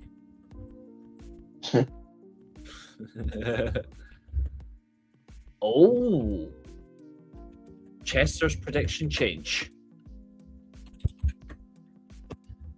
He's going for Yo. Mm.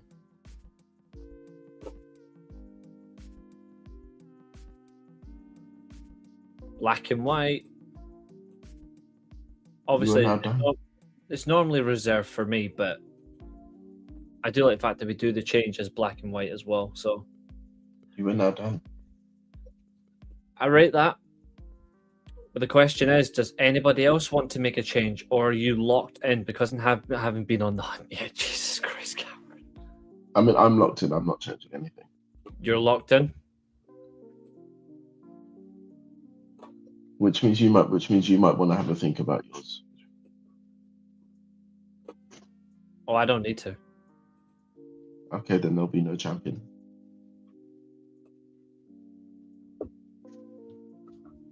We don't have the same throughout. We do. Have we got the same predictions for everything? Yep. Oh, that's alright then. If I can't win it, you can't win it, fucker. But to be fair, there are people that have different predictions to us, though. Yeah, so this is your chance, guys. Yeah, this is literally your chance, Catherine. Literally your one and only chance. To really, and I would find it hilarious if one of them draw as well. breathing them back. Send the rest of them on Discord. Once input on the spreadsheet, lock it in. You got it. Suji. I'd find it hilarious if the chat somehow managed to tie with each other as well. Pepsi Max presents Reading and Leeds, where Duran is going to be there. James is locked in as well, and Chester's locked in. Right, so that goes to purple because he's locked in. The chat are gonna have a fun weekend. They're either gonna become the champion or decide who wins the championship. Yep. You're looking at differences. There's not many. No. So let's have a look at the differences. Junior heavyweight, junior tag. The first Genesis pre-show match is actually split down the middle, 50-50. We have some diverseness between House of Torture and the Wolf Pack. 6-man tag, all the same. Open weight title is the same. The world title, difference. Tag team titles, there's difference. The television title, all the same.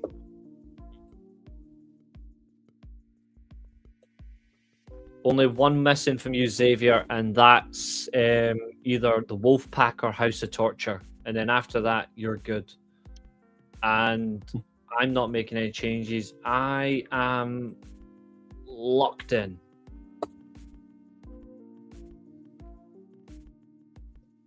And Fernando, if you're still in there, drop all your predictions, dude. And Dan's locked in as well. All I'm gonna say is here, I don't see how I lose this. It's going to be interesting. Theoretically, we can have a champion, but the only way it's ever really going to be decided is right here. And the main event, because Rosie's the only person that's got the champion. Yeah. if Callum Newman actually was the title, there's a good chance that so did she. To be fair, if we get the rest of these predictions, Fernando could do the same, but also Xavier as well has picked Dookie. He's gone against us. So the junior heavyweight title as well. Even still, there could be ties there. Yep. And I'm looking at it right now.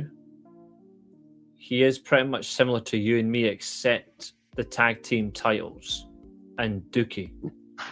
Actually, to be fair, hold on. Yeah. No, he's got a different Sakura Genesis pre-show match. The match you didn't predict, dude, is this one here. Wolfpack or House of Torture?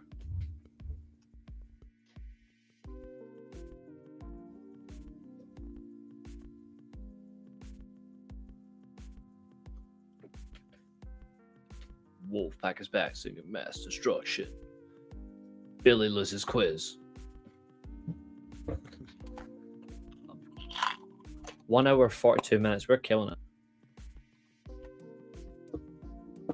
And we haven't then even after talked this, about TNA yet. well, we're gonna get to that. Don't you fucking worry.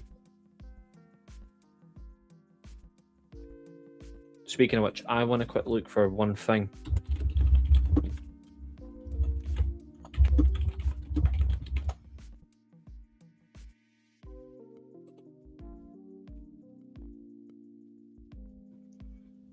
Let's see.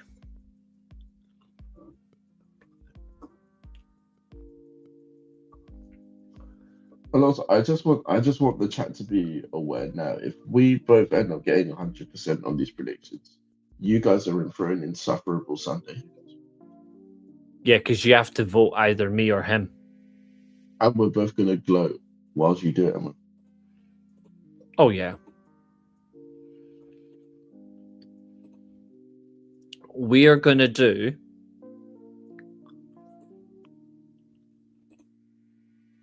now. Bear in mind these tier lists don't get.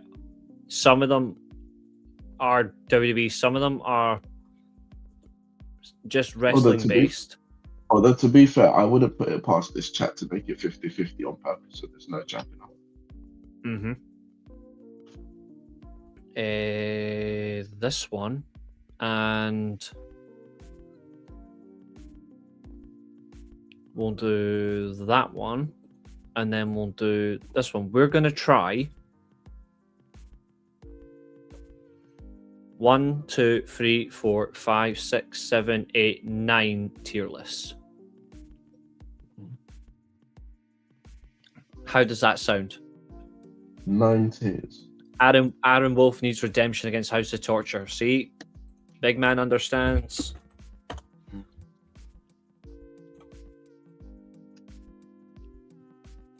Right.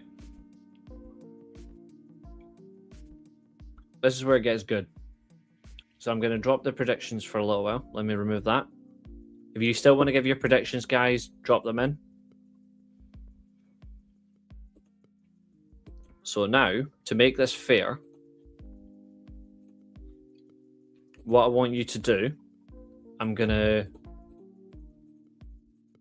move all these over onto my other monitor just so it's out the way.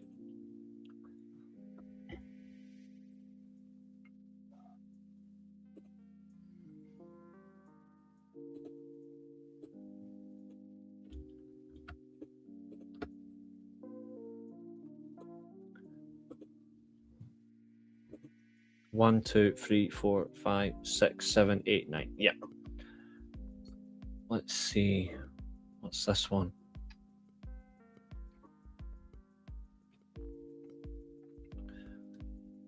I want you to pick a number between either do 1 or 9 or we do spin the wheel. Let's get the wheel involved. Let's get the wheel.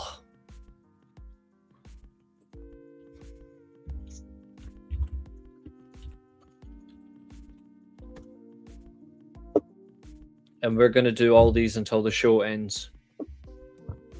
Okay.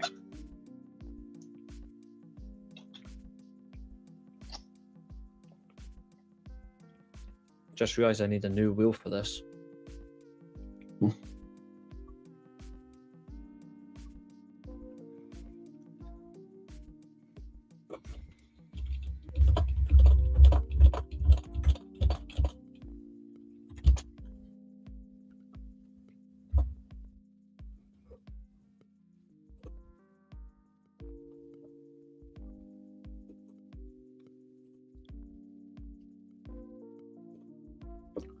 Okay.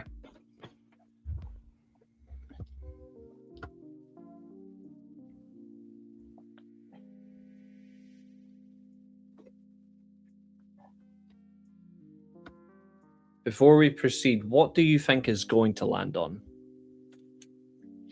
I think 7. Okay. Let's find out.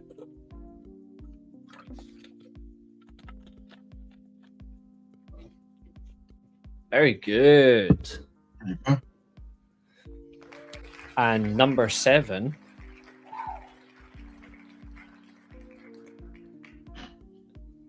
is a mad one.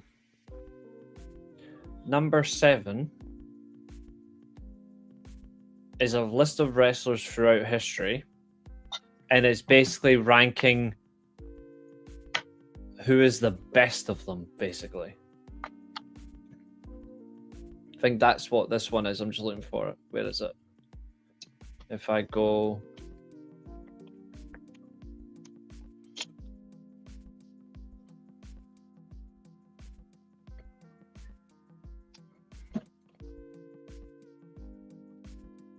Just looking for which one I clicked on. Where is it?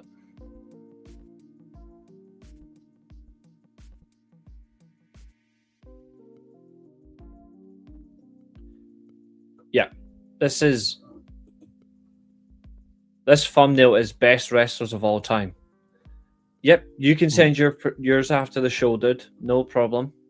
So here is your tier list. You have names such as Masahiro Chono. You have Kota Ibushi on here. You've got AJ Styles. You've got Asia Kong. You've got Andrade. You've got Andre the Giant. You've got Chris Jericho, Bull Nakano, Christian Cage, Eddie Guerrero, Dynamite Kid, The Rock, The Great Suzuki. You have Sting. Tony Storm's on here. Zack Sabre Jr.'s on here. Will Ospreay's on here. Vader. Tanahashi. A large variety. Even Pentagon Jr. Jushin Thunder Liger's also on here. Kurt Angle's on here. Cena. Jay White. Bret Hart. We have a range. And Hayabusa. So the first thumbnail is the greatest. So let's make it relatively fair.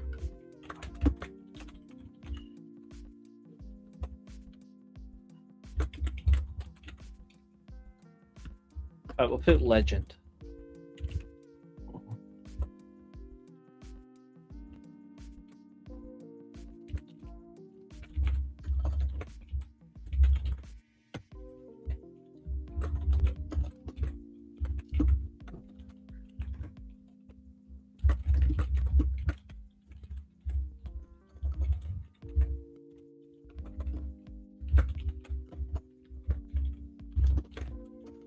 So your categories are the greatest, legend, top main eventer, upper mid card, Jey Uso category, which basically means you're shit.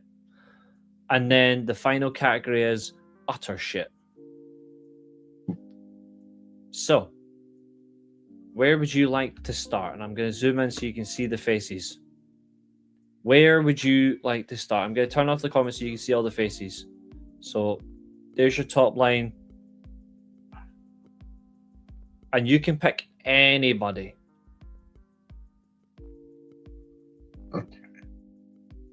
Where do you want to start? Guys in the chat, you guys can do the same.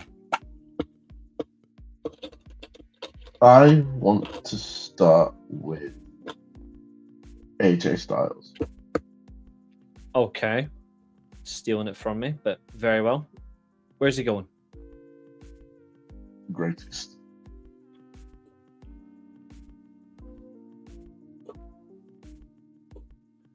Okay. I'm going to go straight in with Bret Hart. Also in the greatest. I'm going to put Asuka in the greatest. Yep. I agree with that. I'm going to go next for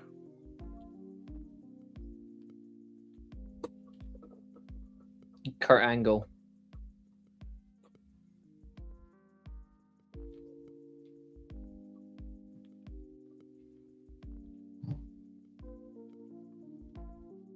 Let's put the Heartbreak Perv in the greatest. I said, let's put the Heartbreak Perv in the greatest. You want to put Shawn Michaels in the greatest? Yeah. Okay. Sting, legend or greatest?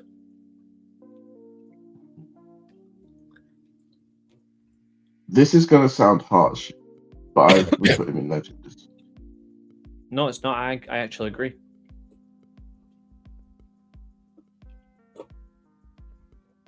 Because for as good as Sting was as a wrestler, I think his character kind of makes people think that he's better than he actually was. Mm-hmm. Hey, Abel, I'm going to do the same with Taker. Ooh. I see where you're going with this. Yeah, same point of view. I see where you're going with that. Yeah, but I would say that in between the two of them, I would say that there's more of an argument for Undertaker being a greatest than there is for Sting. Yes and no. I think there's a lot of longevity in there. I think for the two of them, longevity is really important. Their character transformation is really big. But I think in terms of how they conducted and carried a brand, I think they're exactly even. Xavier says, you're sure Josiah and Sting? I think they're very much even in terms of how they carried promotions. Like Sting carried WCW and they carried TNA when he needed to. But he was not selfish, you know. Like he was not selfish enough to say, I would actually say to a lesser extent for WCW,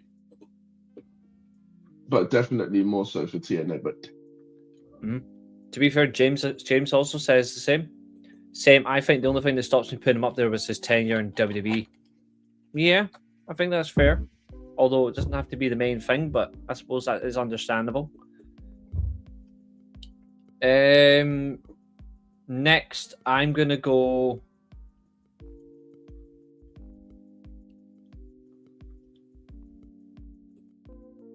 Macho Man Randy Savage. And I'm a big Macho Man fan here. But I'm putting him in legend. And that for me is a mental plus to the coin. I would also put him in there for two reasons. One, I think that he retired from competition in WWF too soon. Mm-hmm. And two, when he got to WCW, he was clearly past it at that point. Yeah, even though he did reinvent himself. Yeah. But it's really important that he did that. Stone Cold greatest, I don't disagree with that. Yeah. We can put him there now. Yeah, absolutely. I would actually say both versions of him. But I'd say both pre-injury and post-injury both would be in the greatest book. So Fernando says Sting has always been superior. In terms of wrestling, yes. Character work? No. No. Simply because the Undertaker's had about 6 different characters and they're all top tier there. He did ban Macho Man but he's talking about the actual retirement. Like in 1991, Macho Man did retire because he was actually just felt like he was giving up. I wonder why What's up, he Tina? banned him. Let's ask Stephanie. It's good to hear you, Tina. I'm good to see you. He honestly, so the first ban was he felt Macho Man was getting too old. Yeah. Which is ironic because Macho Man wasn't, and he was still top 3 on the roster with Perfect and Bret Hart. But also, it's the fact is he fought that Ultimate Warrior was much more bigger, proven commodity. Even though Macho Man is the one that got, just like Rick Rude, the only person that got a great match of Warrior. It's funny he thought that, and then the next year he was literally firing Warriors. Exactly. I like Savage IC title run more than the WWF title run. Just take my legend. So just my takes. Well, his WWF title run was ruined by Hogan. Almost, yeah, because you knew that was the end result. So it's like you can't really get excited or enjoy the title run because you know how it's going to end already. Yeah, seriously good though as well when you think about it, because when you look at to be fair, Savage's IC title run was incredible, but his WWF title run he deserved better. Fernando says, when was Taker as over as Sting in 96-97? 2007 to 2010. Even before that as well. To be fair, he was well over. I'd say the whole of his American Badass run he was over. Yeah.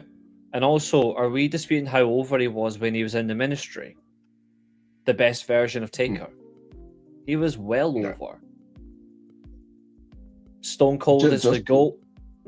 Just because Vince ruined the whole Ministry angle by making himself the higher power, don't let that take away from how over that faction was. Yeah. Sting was mad though, but you can't say Taker wasn't over as the Ministry version. You can't. Like, that would be lying. I'm going to say something as well because Abel's put it in the chat. Everyone knows how big of a fan I was of The Rock growing up. I'm actually going to put The Rock in right now. Where is he? I know exactly where he's going. And I'm being very unbiased here. And I know before anyone exactly where dares he's going, try, and he's going in top main event, and he's... Yes. Because The Rock only, in my opinion, only had 3 big years. 99, 2000, 2001. Even though he was great in 98. 2001, even 2001, he was only there for half the year. Yeah. The Ministry was garbage. No, it wasn't. Bret Hart needs... Shut up, Katherine. 02 when he did his stuff with Brock, yeah. And I'm not afraid to put The Rock in there. Like, I'm absolutely not afraid to put him. And then we've also got to consider when he came back as well. You've got to take that into account as well. Mm-hmm. When he did all of the one-off matches, he did all of those one-off matches that didn't really do any favors for anyone. Mm-hmm. And then the whole fiasco of the last 2 to 3 years, which has basically ruined the whole company. Exactly. Completely agree. All for the sake of Bloodline cinema. We all know Bret is going to be ranked the highest for obvious reasons. It's because Bret is he's legitimately top 2, top 3 greatest wrestler of all time. Hogan goes in utter shit. Yes, agreed. Rock in 2003. Rock in 2003 was awesome, but bear in mind he was only there for spells. The character work was great though.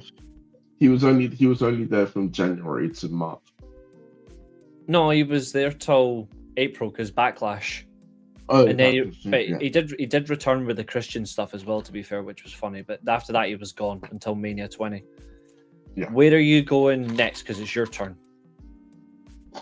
I'm going. I wasn't a fan of Joker Flair. Sting. You're going Ric Flair. Mm-hmm. Where is the creepy, constant, perverse character? Where is he? Next to Rey Mysterio. Where is He's too small. I can't see him. There he is. What are you thinking? And again, this is also going to be a controversial decision, but I'm putting him Legend? in legend as well. Yeah, Yeah, same. and it doesn't take a genius to tell you why. He was just a great world champion. That was all. Not even that. TNA. That's pretty much it for me. Yeah, that's fair. It's weird, and it's his And run of Goldberg everything else that he's done since then. All of these fake retirements. Yeah, I just Eddie Guerrero, upper mid card or top main event.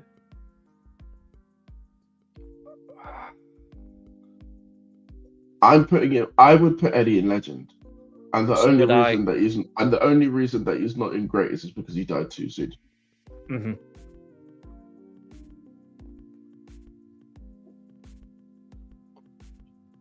And also he gets marked down for introducing us to Dominic. Yeah. Next one for me, Bo Nakano.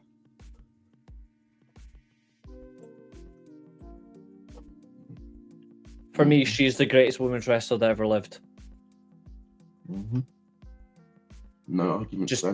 Josiah spot on though. Like the Ric Flair run in TNA started really well, then it went to complete shit. Yeah. He should have just stuck with AJ Styles. We did not need Fortune as a faction. No. Well, I mean, we didn't need it. I mean, you know what? I don't actually think that was the issue. I think it would have been fine if they didn't combine themselves with Immortal. Yeah. If it was just Styles, Beer Money, Kazarian, and Ric Flair on their own, I think it would have been fine. But them joining made it. Yeah. Putting, because it was pretty much just a faction inside of a faction. Nigel McGuinness was all right as Desmond Wolfe, but there was no need for that big Robbie Gorilla Monsoon wannabe to be there. The thing is, I kind of view Fortune in Immortal the same way that I do the Brood in the Ministry. It's like a faction inside of a faction. Like they just didn't need to be there. Yeah, there was potential for good things, but they took it way too differently. Yeah. But yes, 100%. Bo Nakano is the greatest women's wrestler of all time, and she's in number one, and that's the end of it. Mm-hmm. I liked Fortune up until they joined with. After Fortune joined with Immortal, I didn't care. Roman Reigns and John Chen are Jey Uso category. Don't worry, we've got plans for them. But Josiah, it's your turn, I believe. I'm going niche pick time. Chris Hero, for me, is going in the greatest. Yep. Where is he? I'm just looking for him. Because Chris Hero's great. Where is he? Because I did see him like literally 2 seconds ago. And many people will be surprised at that. But just look at his body of work. And you'll see exactly awesome. why he's going. Chris Hero is genuinely a game changer. And also not just for his wrestling, but his contributions to it outside as well. In terms of training people, coaching, and all of the backstage producing and creative mindset that he has. Who votes Cena in the utter shit category? Yeah. Whoever said Ric Flair belongs to the same category of Jey Uso, get off the crack. That's not what it is, Maria. That's not what it is, Maria, although your predictions are still required. Where is Chris Hero?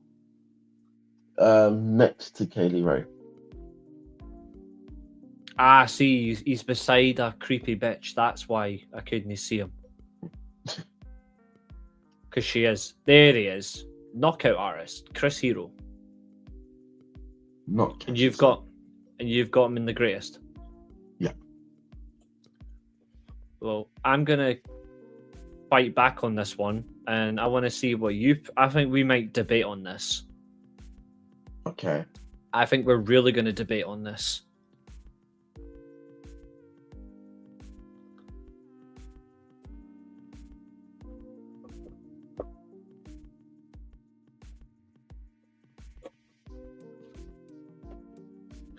There's not a chance he's greater than Jushin Liger for me in a mask.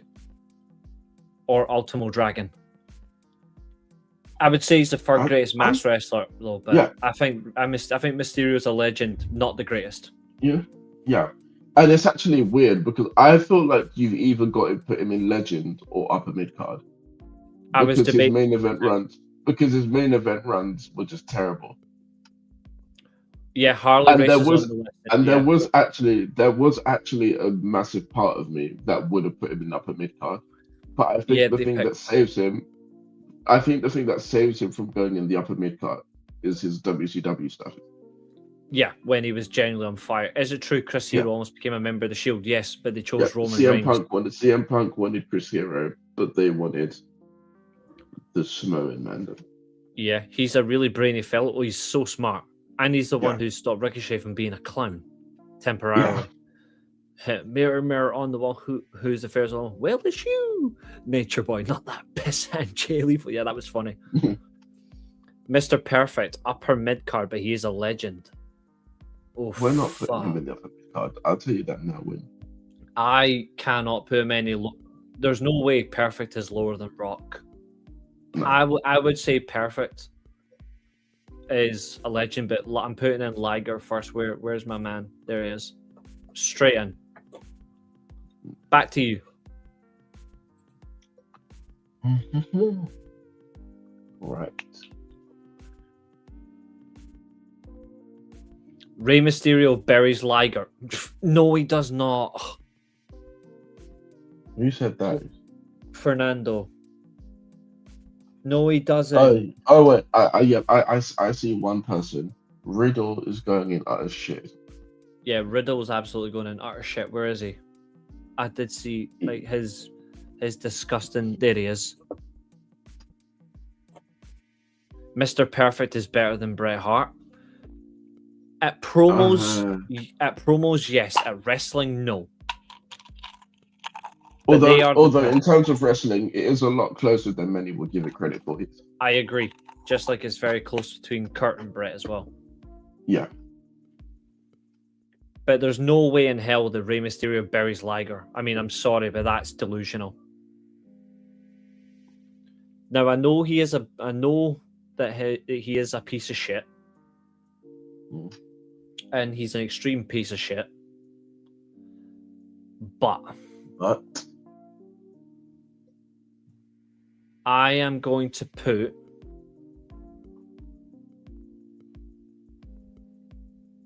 where is he? Because I did call him a piece of shit. There he is. Austin Aries is an upper mid card. Which Liger match should I watch? Go and watch Jushin Liger absolutely destroy Rey Mysterio. To be fair, Liger versus Flying Brian at Starrcade 92 is all you need to watch.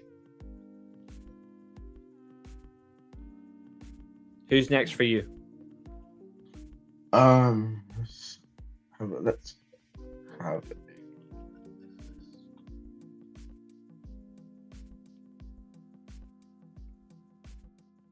I'm going to take Owen Hart.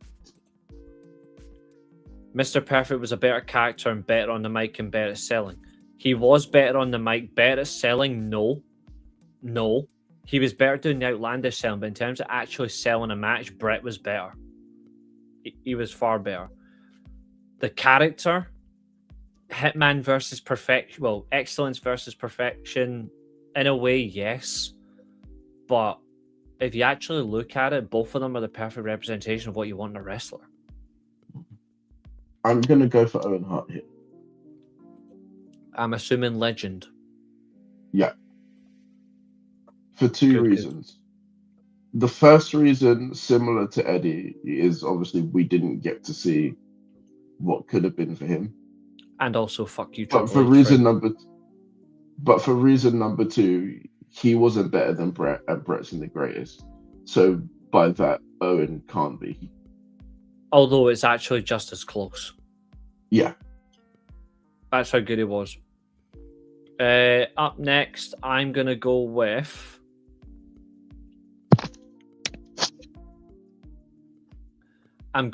Triple H. I reckon you're going to put him in the same tier as The Rock. because they're pretty much the same thing. Yeah. Yeah. Roddy Piper equals legend, says Abul. Chester says Bruno Sammartino and greatest. The fact that because you've got to think about it, Triple H and The Rock were pretty much each other's greatest rivals, so it makes sense that they're both in the same category.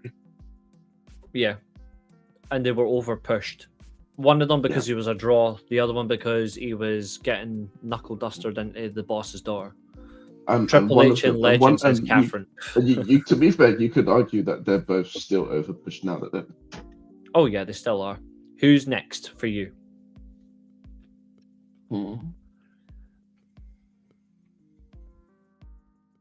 We are going to go for Okada. I was really hoping to get him, but on you go. What are you thinking? You know, you don't even need to ask me where he's going. You know where he's going. Just put him there. Absolutely. Where he belongs. It's the only place he belongs, which by proxy. Yep. And since we're on that theme, Tanahashi, put him there. Not even a debate. Absolutely not.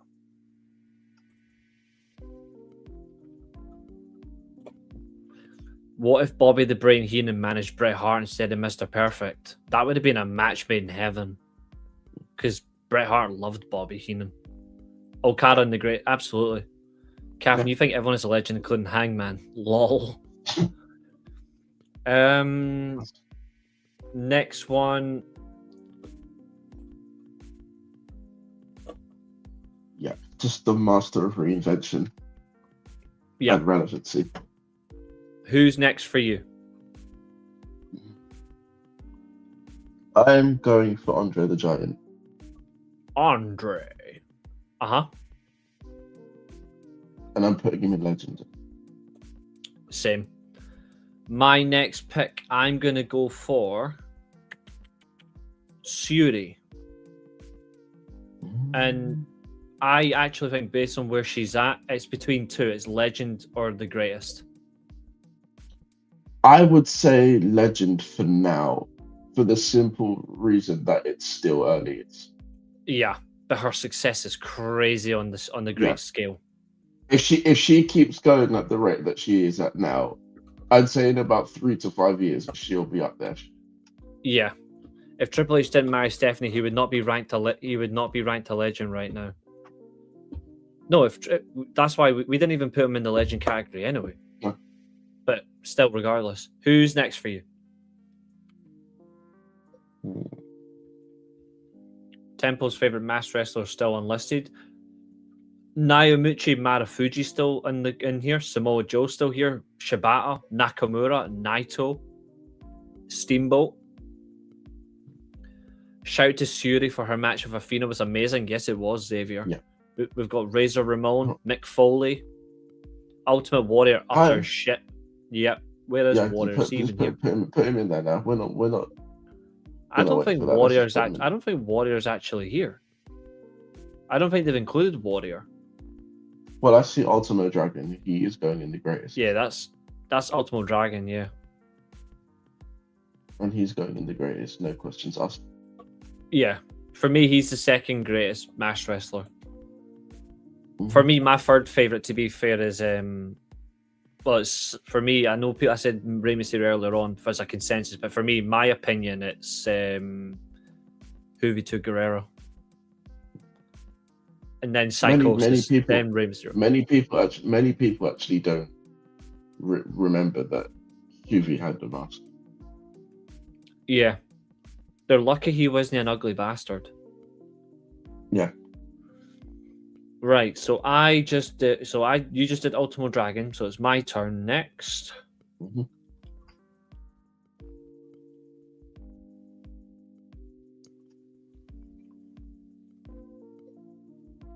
You're not gonna like this one.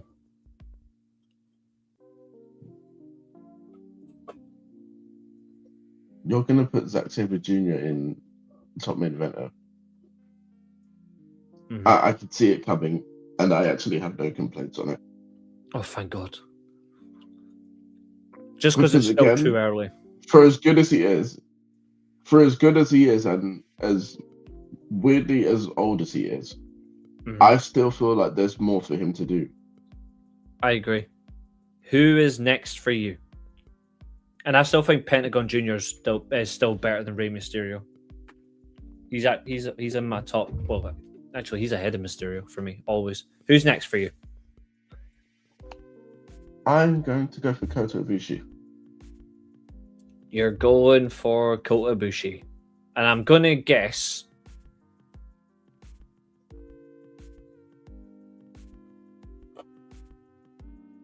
Yes. No love for He Mr. would be America the- on the greatest wrestler. Lol. He Psycho would Sid, be. He legend. would have been. Kota Ibushi would have been in the legend status, but he's had too much time out. Oh, so you think he should go down one?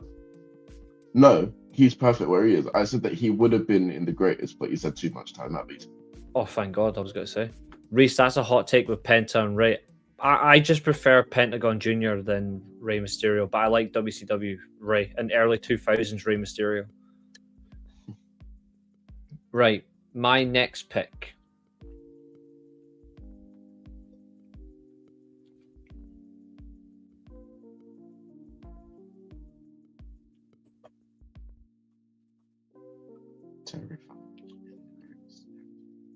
Terry Funk in the greatest. Because it's just anybody who says he's below that is just brain dead. Mm-hmm.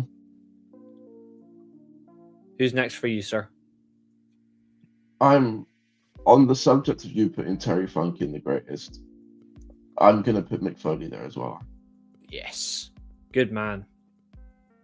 Unlike fucking Hulk Hogan. Hulk Hogan said he was fat and lazy and eating cheeseburgers. Everything that he put his body through for our entertainment, there's no way that you can't put him in the greatest category. And he had good matches. Yeah, like seriously good matches.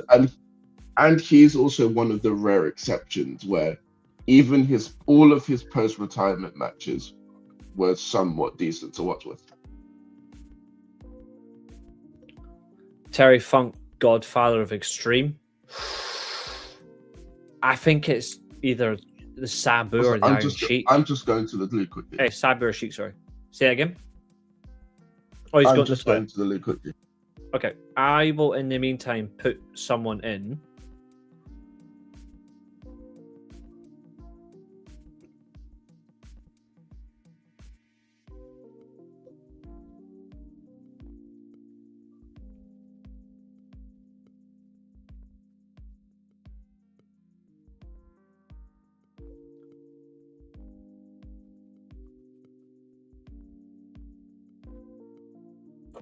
I'm putting Christopher Daniels in the legend category.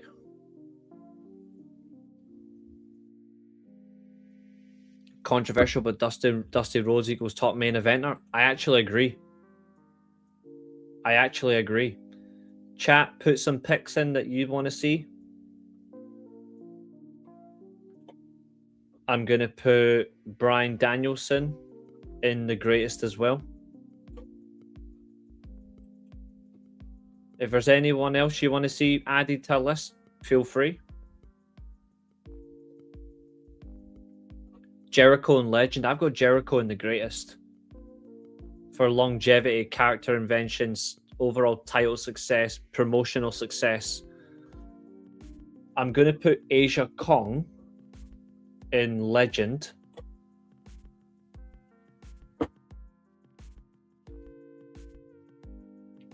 Mercedes equals Legend. Okay. That's a fair shout. Where is she?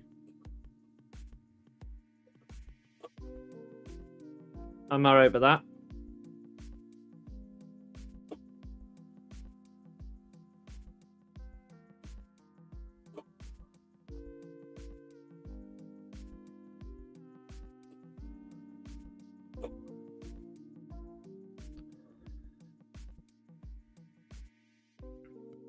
Controversial.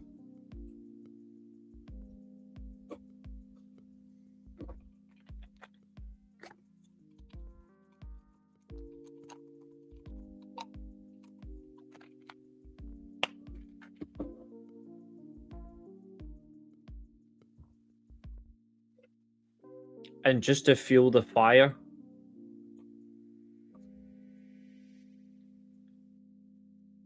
I've got Edge / Adam Copeland in top main eventer.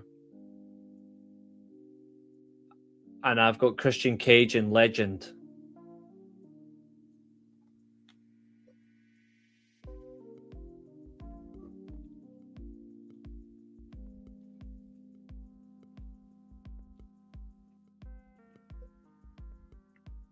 Yeah.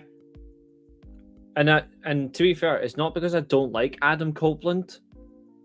It's the reason why I've got Christian Cage ahead is because of how well Christian Cage was able to redefine himself and adapt, whereas Adam Copeland,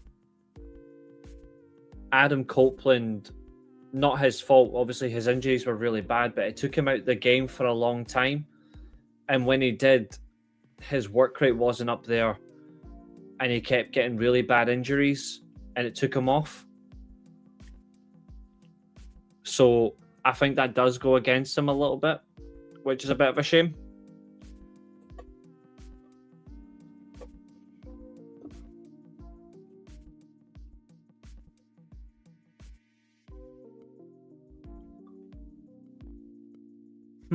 Interesting.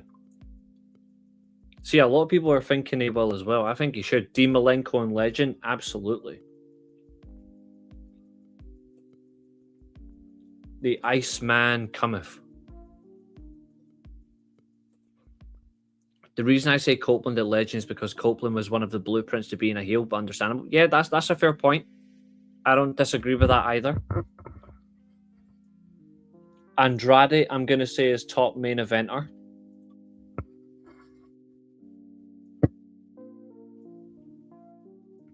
And I'm going to say the same for British Bulldog.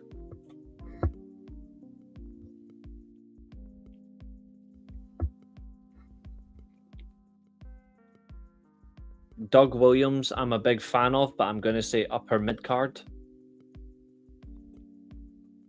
Yes, he trademarked the cornerstone.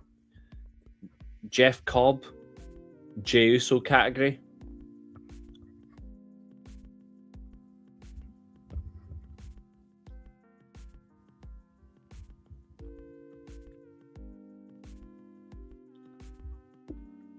This wanker, utter shit.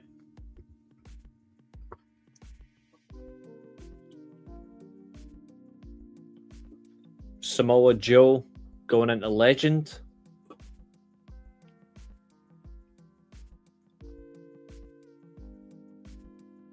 Razor Ramon, Legend. And I'm going to put Marufuji in Legend as well because of Noah. And then before the big man returns, I'm going to pick one more, and that's Naito in Legend. Right, sir. So these are the ones I've put so far. Jeff Cobb is in the Jey Uso category. I put Doug Williams, one of my favourite British wrestlers. I put him in the upper mid card. I've got utter shit. I've added him.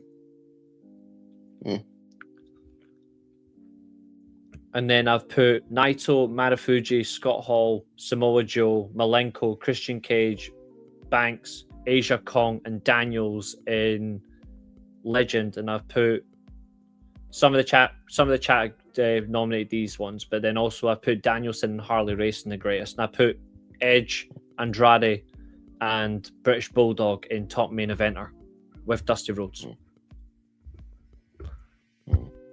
Is there any that you agree on that you want to change, or do you want to move on to the next name? I mean, I think that if you've put Edge in top main eventer, whether you like him or not, I think that John Cena has to be at least in the same tier. For a moment, I thought you were going to ask me why I put him in that. Well, I'm not asking you why he put him in there. I know why you put him in there. But also considering the fact that you've got, I don't think that Keen and Roman Reigns are in the same tier either. And Roman's Alright, not moving from that tier. Roman's not. I'll let that slide then once. And Roman's not moving from that tier either, by the way. He's Exactly. Right, you've got some names to pick. right. But we forgot. Hold on, I forgot to put one in there. Hold on, because we all agreed on perfect and legend. Hold on. Yeah. There we go. Right, who's next for you? I am going to say John Moxley. Since when? Something's very strange. John Moxley. Okay. Mm-hmm. Where?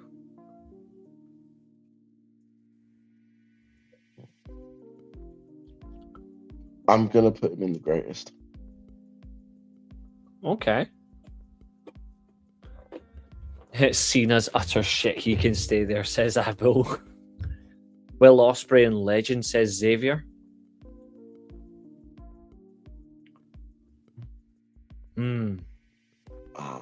That's another tough one as well. I think I'm going to say something crazy. You can't have him so far ahead of Zack Sabre Jr. when they're both legitimately the best wrestlers in the world.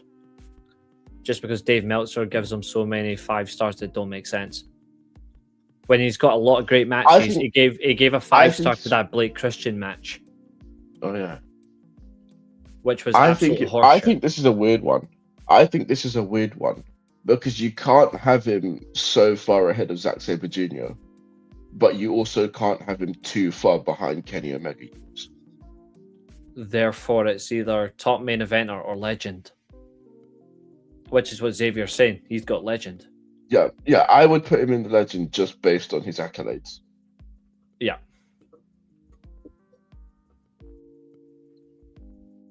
He is phenomenal. And who knows, in a couple of years, maybe he will be the greatest too, maybe. Mm-hmm. Because also, are we genuinely saying that Moxley is better than Guerrero? I think, you know what, it's a hard more thing. than... I think it's more so what he's been able to do. Because pretty much when he left WWE, he was completely a dead rubber type of wrestler. Yeah. And then he's gone off to AEW and New Japan, and he's created so much history. There's no way that you can't put him there. Yeah. I'm sorry, Kat, it's the body of New Japan AEW, and even what I've heard with Rev Pro. Ospreay is top tier. He isn't legend yet. So Katherine's saying Ospreay is top main eventer. To be fair, that's not a bad shout. It's not a bad shout, but I would just say the fact that he's won 2 Best of the Super Juniors, he's basically a Grand Slam champion in New Japan. What if we put a category in between? What if we put a category in between legend and main eventer, which says what would you, something you would call it? Like right in between the top main eventer and legend. I don't know what you'd call that. Like bridging legendary status? Or nearing legendary status? I guess you could say that, but then in that case, you're pretty much putting everyone in that tier then, except Andrade, because it's too early. I'm going to say controversially, Dusty Rhodes doesn't make that list, neither does Triple H or The Rock. Oh yeah. Oh, well, almost legend. Yeah. You know what? Dusty can stay there just because of what he's making me have to go through now. Just because. Agreed. Right. Let's see. But everyone else apart from those other 2 corporate clowns can go into that tier. Yes. Right. Let's see if we can find a freaking top accolades. Says Abu. Top accolades / almost legend. You know what? I'd say borderline legend. Yeah, that's fair. Let's see. Add a row below. And we'll get out the fucking way.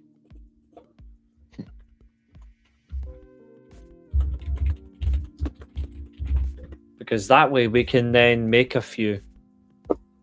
Now you can make some fair changes Agree 100% with Katherine. I have Will Ospreay is the best in the world out of current talent. Fair. So by proxy, he's going in there. Yep. And then that means we can realistically put that there. Because to be fair, the only reason I put him down here is because I was trying to be fair, but he is a British wrestling legend. Category main star.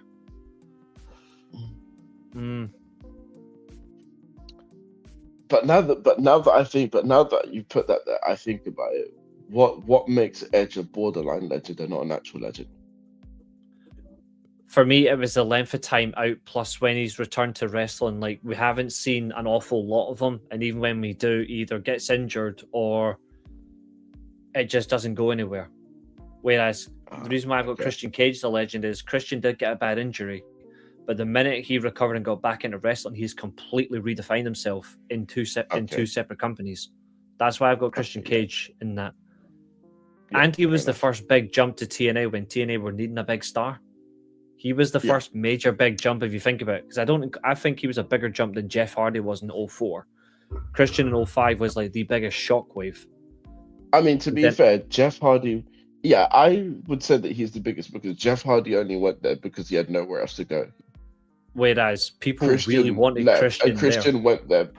Christian went there because he chose to leave. Jeff Hardy got fired and had no other choice. And Christian loves the NWA. Yeah. Which you can clearly see from the way he carries himself now. Exactly. So does that allow us a chance then to put Suri in borderline legend then? Yeah. Right. Anyone else here right now you're changing? Upper mid card equals Matt Cardona from Indie Days, not WWE. Is there any you want to change? Okay, I would probably put, if we're doing it like that, then I would put Edge, Cena, and Davey in borderline legend, but keep everyone else how they are. Okay. Where do you guys rank the Texas Tornado legend? Despite the injury. Wait, legend. No. The Texas Tornado, I would say upper mid card, but Kerry Von Erich is legend. Therefore, you bounce out. Willie Mack's existing AEW deal expired some time ago because he was offered a new deal, but not to sign it. Willie Mack isn't even that good. He went on some rant today. I'm not surprised. Okay. From who we've got left, I'm going to go with...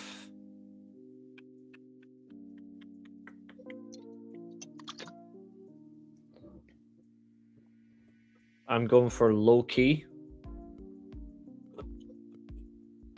And for me, Low-Key is a legend. Without a doubt. Now you have that category, Reece and Josiah. I think The Rock belongs in that category.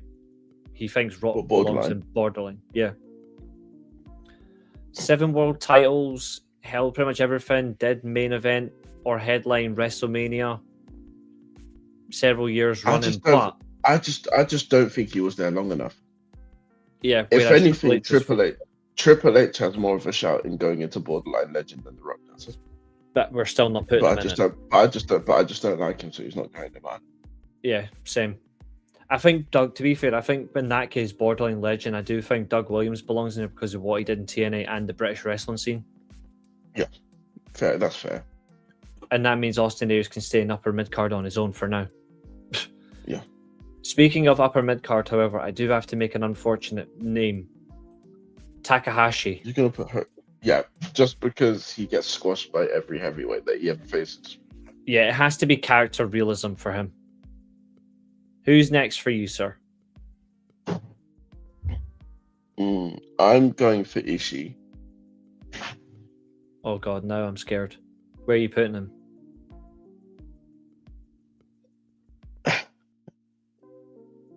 This is weird. This is weird because it feels like now there needs to be a tier between legend and borderline legend because that's where I'd put him. That's the lazy legend.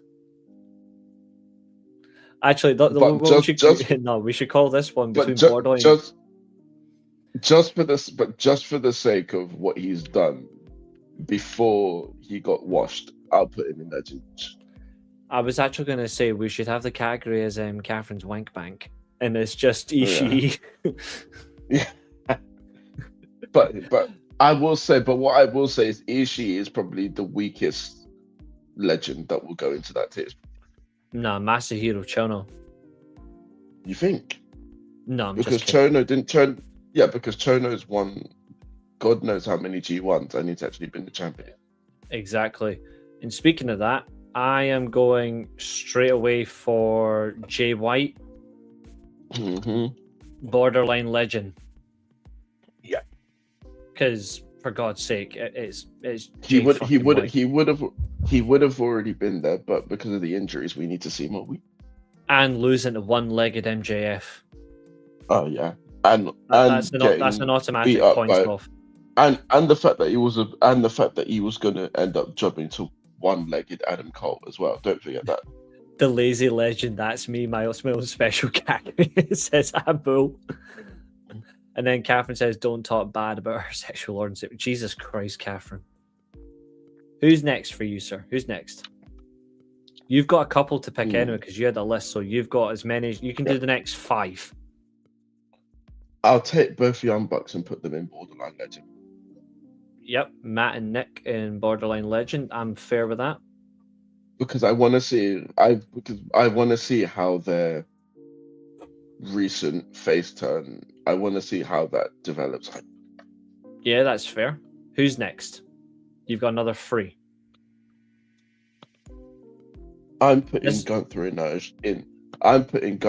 as shite because I think he's just boring to watch. I always knew you were great for this podcast and this YouTube channel. If we were doing it based on just wrestling, I would put him in borderline legend. But the fact that he's just awful on the eye, that takes so much away from me. That Exactly. 2 more. William Regal is going in legend. Yep. And then last one for you for now. Who's next? I have a very controversial one. This is an easy one for me. Sami Zayn is going in the Jey Uso categories. Yes. Because Where is everything he's done, Rod? because everything he's done post whenever he dropped the tag titles to the Judgment Day has been pathetic. He shouldn't have beat Gunther. He shouldn't have won the United States title the first time. He shouldn't have won it the second time. And he shouldn't have ruined Carmelo Hayes' well-deserved Mania moment. And I agree. I have a very bold one, but I want to see what you think. Minoru Suzuki.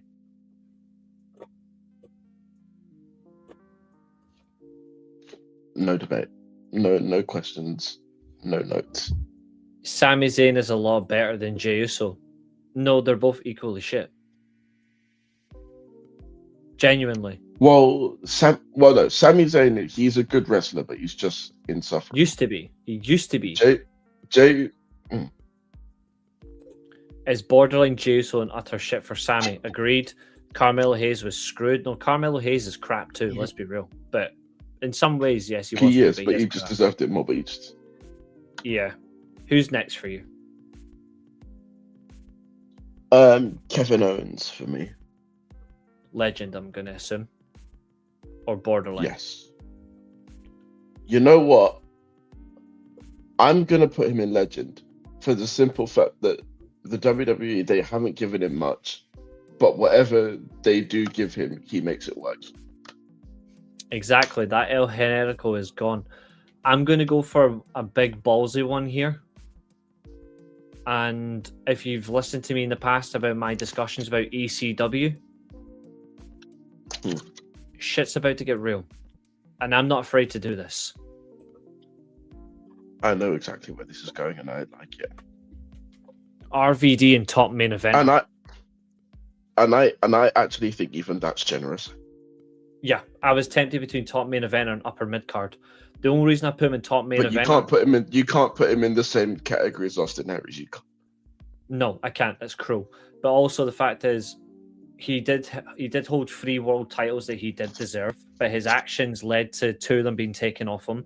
It led to the great storyline for Jeff Hardy turning heel, which I'll grant, but he should never beat AJ Styles for the TNA world title.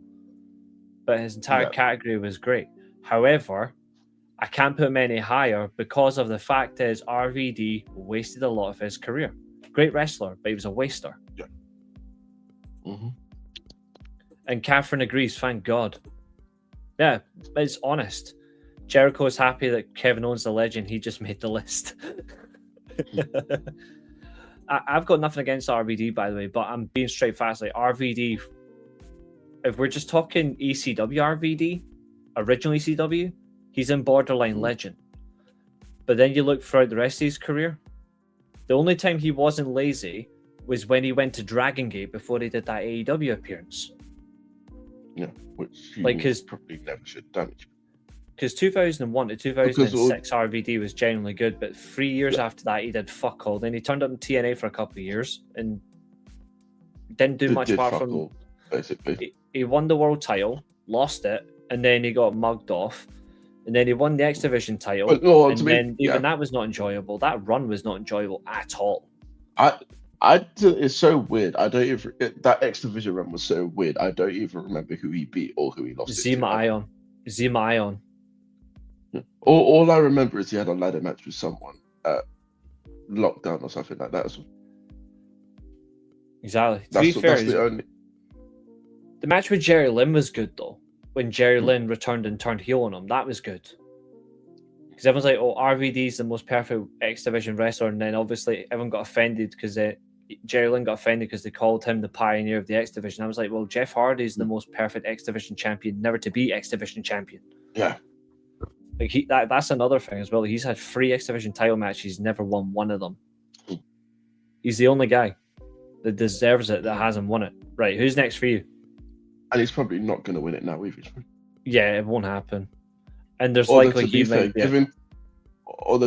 given TNA's booking decisions, I wouldn't be surprised if he did win out now.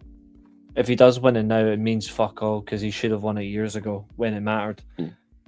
Who's next? Although to be fair, they'll probably be at WrestleMania given Matt Hardy's recent tweets. Yeah, to be honest, I'd take that just so it gets the belt away from Logan Paul.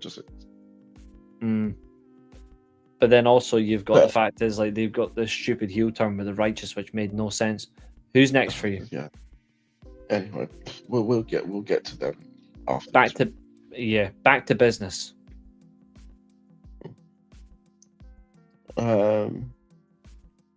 Let's go for.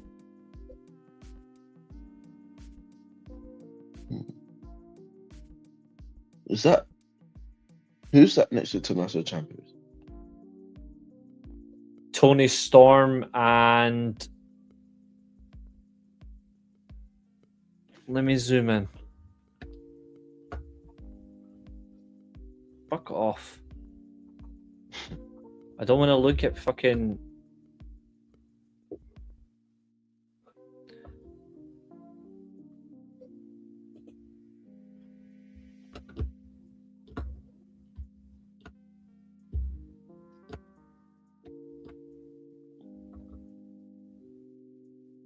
I'm trying to recognize who that is.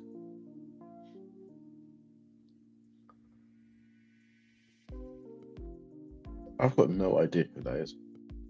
It's just a shame that it's this picture of Tony Storm they've used. I mean, I missed that version of Tony Storm, but it doesn't really matter.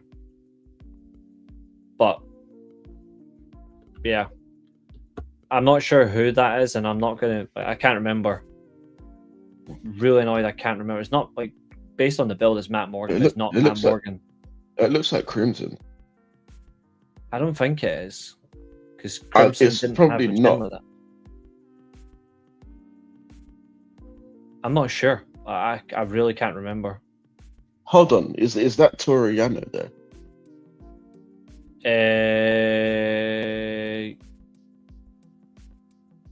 No. No, Toriano's not there. Who's next, though? Who else? I've seen Trish Stratus. She's going to go in the greatest. Catherine's not going to like that. She doesn't like anything. It's all right. True. I actually agree with Xavier. That's my next pick. I've got Vader in borderline legend. And the reason why I've got him in borderline, not legend, is because of just how destructively stiff he was in the ring when he caused a lot of problems for talent. That renounces a bit of his status, but he was a great Triple Crown champion, and I'll never deduct that. And he was a great WCW champion. And he also didn't do himself any favors either. Exactly. Who's next for you? Nakamura in the greatest. Yes. Oh, Katherine actually agreed. I'm shocked. I don't care about what WWE have done to him. He is just in the greatest. Sadly, Amazing Red is not here. This is pre-constructed tier lists. That's why Psycho said it's not here.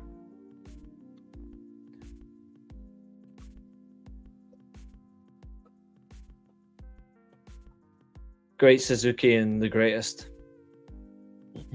You, if he wasn't, I'd be absolutely mortified. Bandito with the white with the blue is cool. Who's next for you? I would put Finn Balor in borderline legend. I was going to put him in upper mid card for how shit he's been the last 6 years. But borderline legend is fair.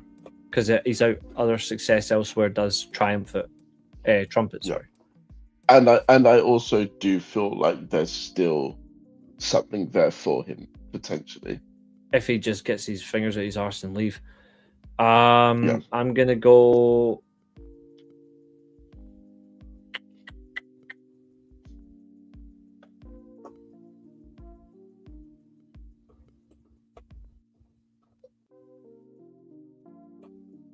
Right up there, top tier.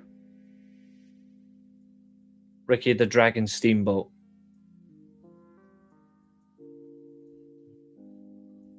I've got Ricky Steamboat in the top tier, without a doubt. Yep. Let's see. 2, 4, 6, 8, 10, 11, 22, 33, 44, 55, 66, 77, 88 to go. Tajiri is sadly not on this list. I wish he was. We've got 88 wrestlers to go. I'm going to put Shingo Takagi in legend. I was going to put him in borderline. I think he's already there. Fair. That's fair. I'll tell you what, I'll let you pick 5 on the bounce. So I'll let you pick another 4. Ricochet is, for me, is going in upper mid card. Yep.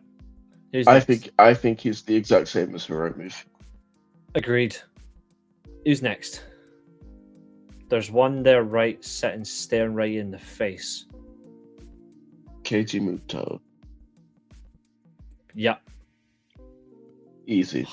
Has to be number 1. Easy. Top tier. The greatest. I was going to save him till later. Katherine says Roddy Piper greatest. Rowdy is on. Rowdy is here. He is there. I personally would put him in legend. Why? Present your case. Because you could convince the chat to agree with you. Oh, his Wi-Fi turned on him, folks. I'd say he was 94 to 90. Wait, yeah, 94 to 96. I would say was more than a step down from what he was doing previously. Mm-hmm. And then when he went to WCW, there was too much Ric Flair, Hogan stuff, which and definitely takes a lot of the shine away. Hogan pin him clean. Yeah. But also, another thing to counter him, though, is This guy reinvented how a wrestler does a talk show. This is the guy who cracked a coconut over a murderer's head. And also, he did go 10 years without losing a match by pinfall or submission. A record that was only bettered by Andre, who went 15 years. But he let Hogan pin him clean. Exactly. So, chat. And I'm pretty sure he also let Warrior pin him clean too. He did. Well, Yeah, Andre so he's did, yeah. legend. Andre did. He let Warrior beat him in 45 seconds. Yeah. Chat, we will have a fair one. Is Roddy in greatest or is Roddy in legend? Be fair. Josiah's made fair points. I'm actually quite surprised. What do you mean you're surprised? It's just funny. Top tier or second tier? Second tier is legend. Top tier is the greatest.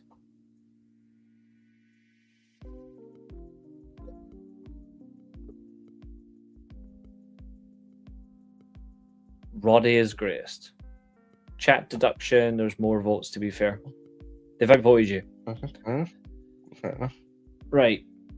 This is gonna sound really, really painful.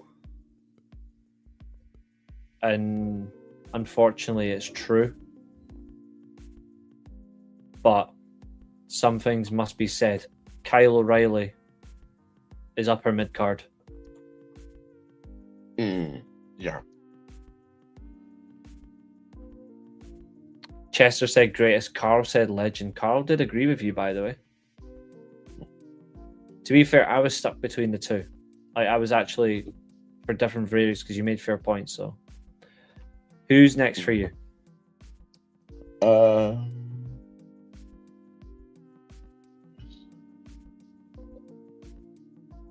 Is that Jimmy Snuka next to Yuji Nagata?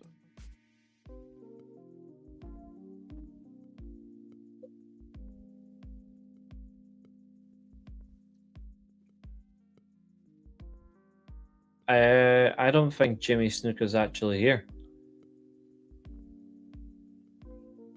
Yuji Nagata, where is he? What row is he on? Row 4. Well, no. 1, 2, 3, 4. Row 6.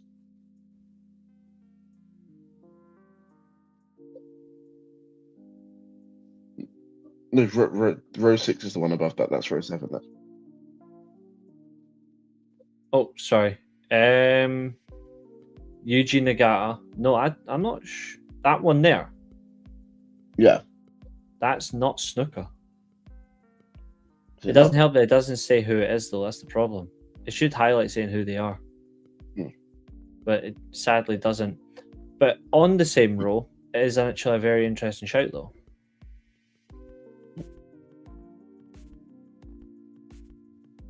And who would that be? There's a Londoner on that row. Oh, Nigel McGuinness. Mm-hmm.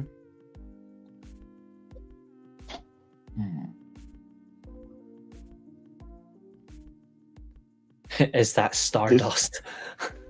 No, Abu.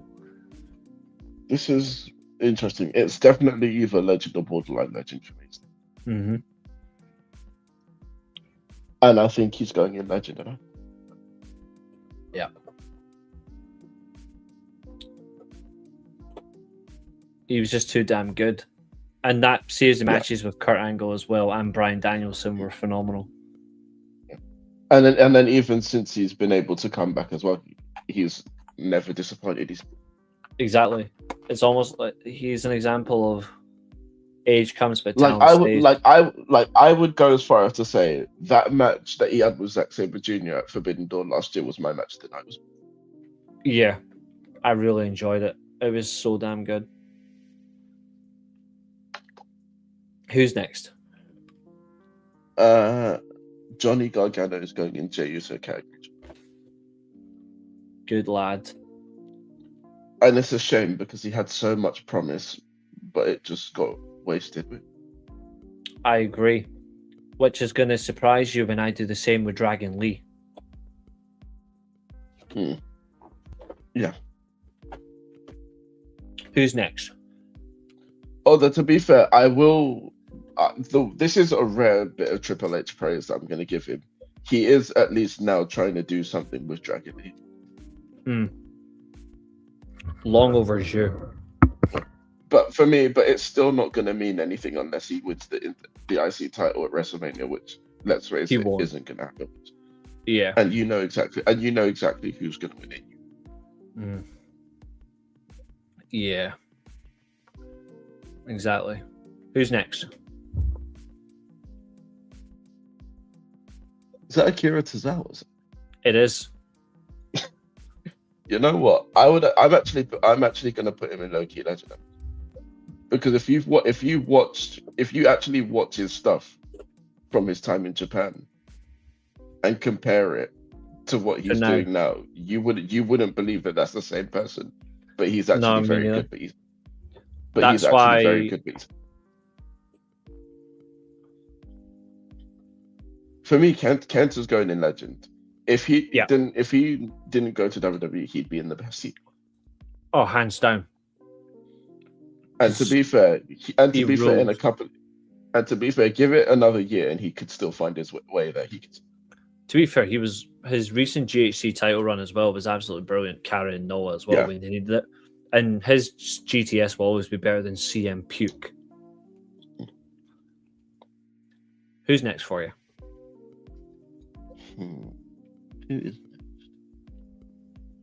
I am going to go for Pac.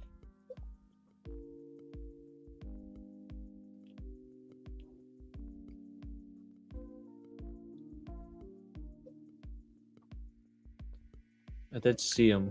Where are you? There you are. And he, for me, is going... The guy who you fought, Nuka, Google says he's a Mexican wrestler from CMLL. That does not look like a Mexican wrestler from CMLL. Yeah, Tommaso upper mid-card, I agree. But where are you putting Pac? A borderline legend. Yeah. Oh, what the fuck? Wee fucker didn't want to move. He's like, I heard borderline legend, he dipped. Hayabusa, I'm going to put in legend as well, just for the overall success, and he did transcend Mexican wrestling. And to be fair, he was actually good in WWE. That match with 1-2-3 Kid was crazy. And I'm just quickly stealing it. Shibata in the Greatest. Yeah. Have a good one, Abel. Sleep well, dude. Who's next? You can have two.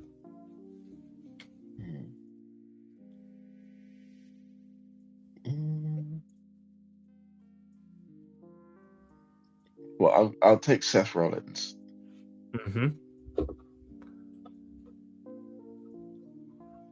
And again, this is, for me, is one of those where there needs to be another tier between legend and borderline legend. But for him, I'm putting him in borderline. I can't argue with that. I can't argue with that at all. Both from major runs when he got into the main roster and WWE, and also Tyler Black. It's just crazy good. CM Punk, however, will be going in the legend tier for me. He has a dick. Just everything that he did before he went to WWE. His first run was very good. I think the only thing that stopped him from being in the greatest is, one, the length of absence he had. Yep. And then two, his AEW run was just plagued with injuries. I completely agree. My next one, same category. Although I will say, if he beats Roman, I'm putting him in the greatest because thank you. Yeah. My next one, same category.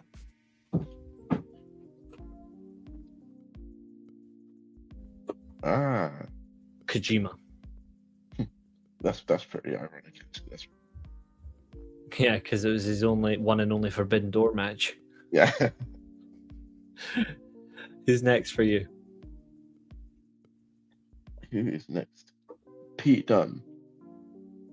Oh, please put him somewhere crap where he belongs. He's going in upper mid card. Yeah, that's fair. And the only thing that stops him from going in Jey Uso category is how successful he was at such a young ages. Yeah. Because how you've gone from that to being a masked clown, how you've allowed that to happen to yourself is embarrassing. Right? I generally have no words. Despite his poor WWE run,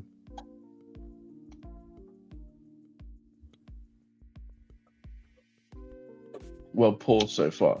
We'll see how his IC title reign goes. I still find Penta's a legend regardless because of AEW, Triple S, CMLL, and TNA, and Lucha Underground. Speaking of Triple A, he's defending the IC title against Vikingo on the next Triple A show. I think that'll actually be all right. Actually, for a match, I think that'll be all right. Although You know, Vikingo I would like. I'd love for that to have a weird finish and that ends up with Vikingo being in the ladder match as well. Yeah, I hope so as well. And then he can actually show Javon Evans how to use the ropes. True. Who is next for you? Tell you what, I'm going to go crazy. 4, 15, 26, 37, 48, 59, 70. Go and pick 10. 10. Kushida legend. Kushida, yeah, agreed. Keith Lee upper mid card. Mm-hmm. As sad as that is, that's just how it is.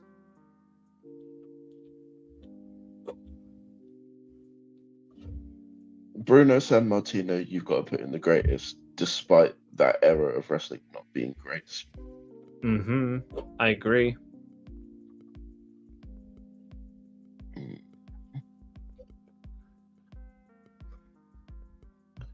The Yuji Nagata, he is legend, but he is, I would say he's like pretty close to being in the greatest categories. Lita's not here. No, she's not. NXT Pete So Dunne that's was an 3. arse kicker. WWE stinker, agreed. Yeah. Who's next? Bandito's going borderline legend for me. And that is, and I will admit that is just based on this last year. He's completely won the Ovies. Yeah, he's been deadly. Yeah. Ted DiBiase. Dickhead for what he's doing to those people, but Well, apparently he's not done anything. If you pay attention to Mississippi law, if you believe that.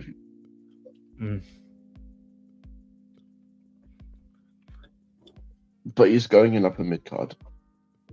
Yes. Because he didn't win anything. Apart Great from the character. tag titles. Yeah, great character, nothing more. Even though he was a good worker, but he never got what he should have won, and that was a world title. Yeah. Who's next? Like the chat said, Tommaso Ciampa's going in upper mid card as well.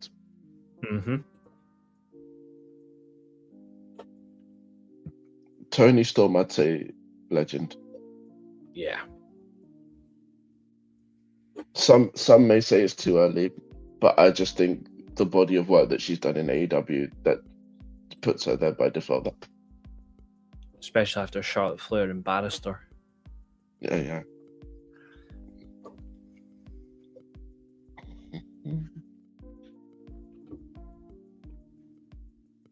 I'd say Kaylee Ray, also upper mid card.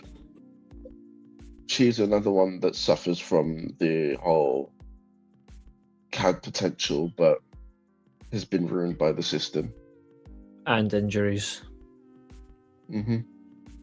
Kairi Sane is going in legend here. Oh, hands down.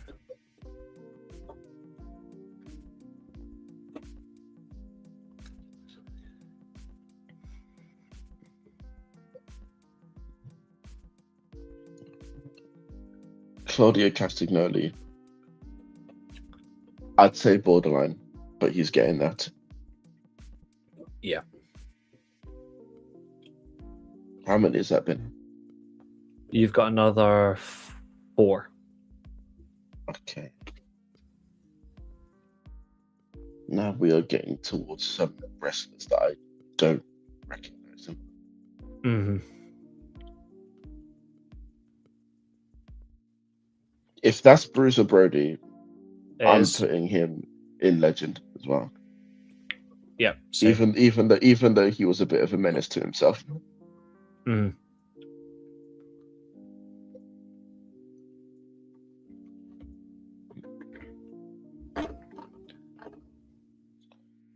Oh, this is annoying. I do recognize the man in the glasses, but I don't know. I can't remember his name. The on the top row, Yeah, Chono. I reckon. Yeah, he's in the greatest. I'm surprised you haven't taken the man who's a couple of places down the same row. Look on the top row.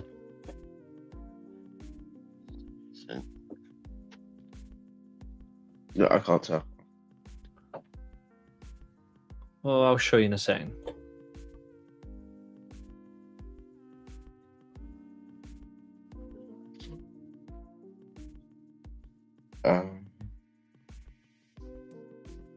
Zoom in, I can't tell who that is.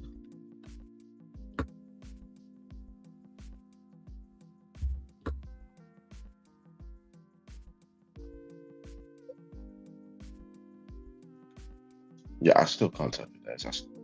That's Inoki. Ah. Well, he's definitely going in the greats as well. Yep.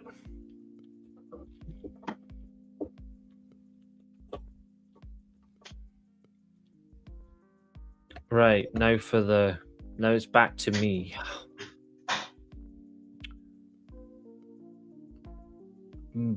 Buddy Rogers, legend.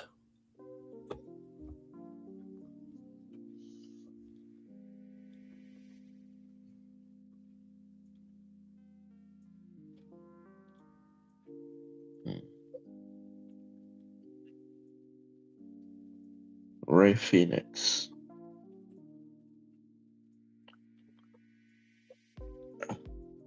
I think he's. Yeah. I don't think I can put him on the same level as Penta. I don't. Me neither. Because he hasn't. Because as good as they've been as a tag team, Penta also has the singles accolades that Phoenix doesn't. Mm-hmm. For me, Tiger Mask, legend. But what Tiger Mask is that? Tiger Mask 2.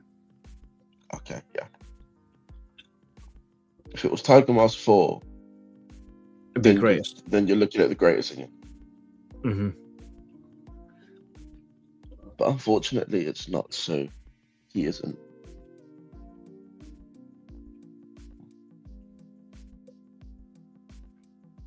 I think that's Giant Baba.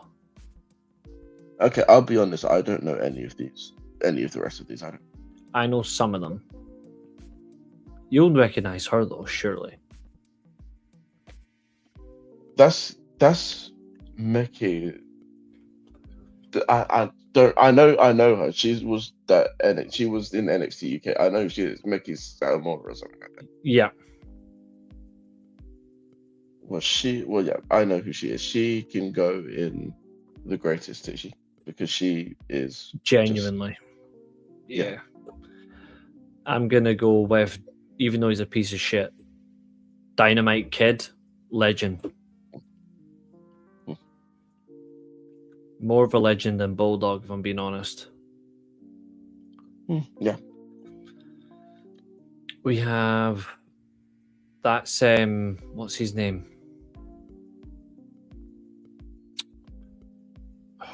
The guy who used to get wheelchaired about on Raw back in the early 2000s. I know. Freddie Blassie. Yes, Freddie Blassie. That's him there.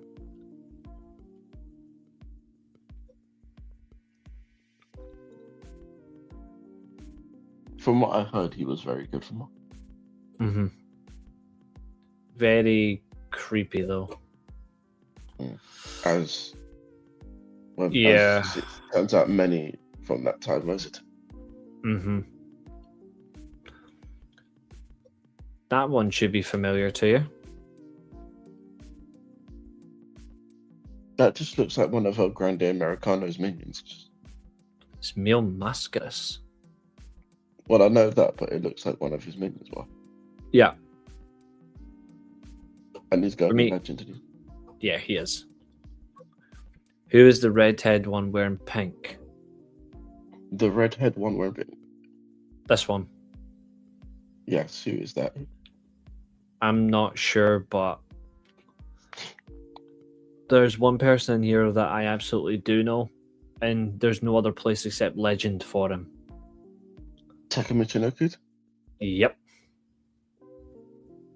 Even though he is a bit of a pleb now, even though he's... Yeah, he is a pleb. I feel like, for the sake of kindness, all these here, we're going to They can do just go into a category. They just... No, we're going to do an honourable thing. Oh. We're just going That's to leave them.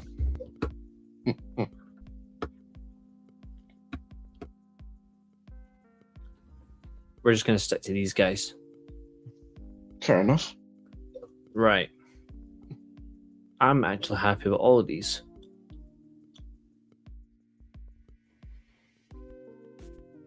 Yeah, when he was the narrator for the WF pay-per-views, he was awesome. Agreed. Mm. Right. I still remember the speech that he gave before the winner take all match at Survivor Series. Yeah, that was really good. What we're gonna do? Where they got him standing up in the wheelchair before Shane and Stephanie said him, wait for this. Yeah. Let's see if I can I just go up a little bit? There we go. I'm gonna take a screenshot of that. Just for documenting. And what I'm thinking is we do... I'm going to put it in just for you guys. I'm going to put a little wee folder. I'm just going to call it tier list.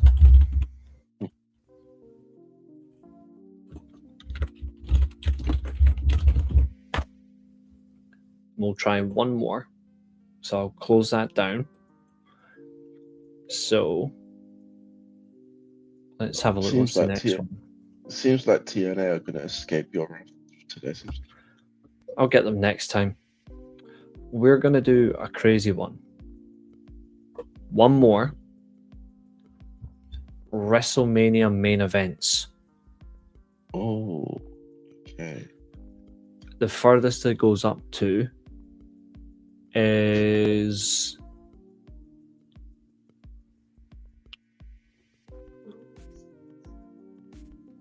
It looks like it's the women's triple threat. That's as far as it goes.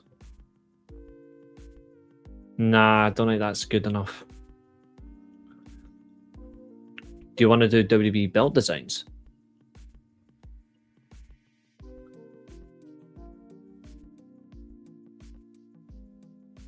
So what was that? So I'll give you a choice. WrestleMania main events from WrestleMania 1 until Rousey, Lynch, Flair triple threat, because that's all as far as it goes. Or we do WWE rivalries. We do WWE belt designs or the Undertaker streak.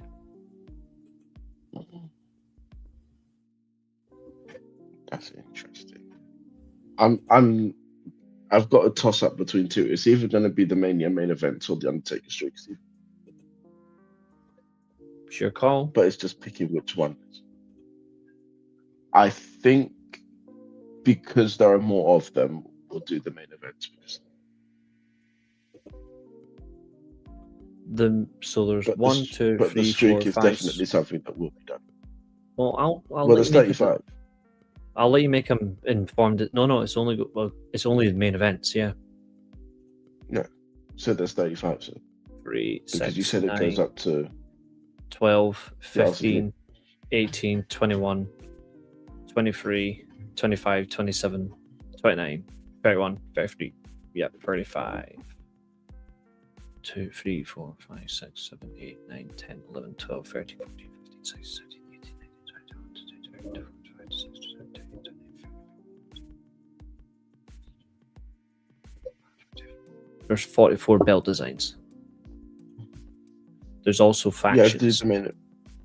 We're going to do the main events because belt designs, that just doesn't interest me. They're all crap, pretty much. Main events. Okay, doke. These are your main events.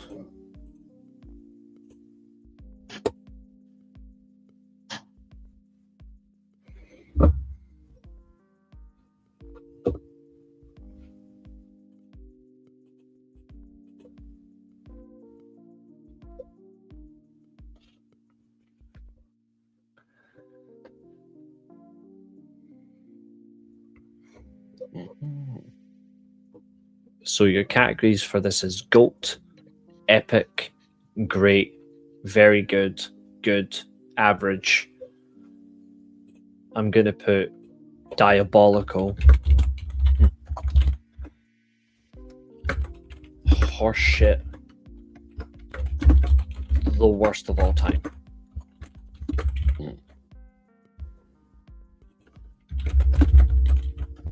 I'm actually disappointed that they don't have all of them. Yeah, me too. And I'm going to change Legend. I'm going to put Epic here, and I'm going to change this Epic to Legendary. Actually, I'm actually thinking, is there a way to actually put the rest of them on here?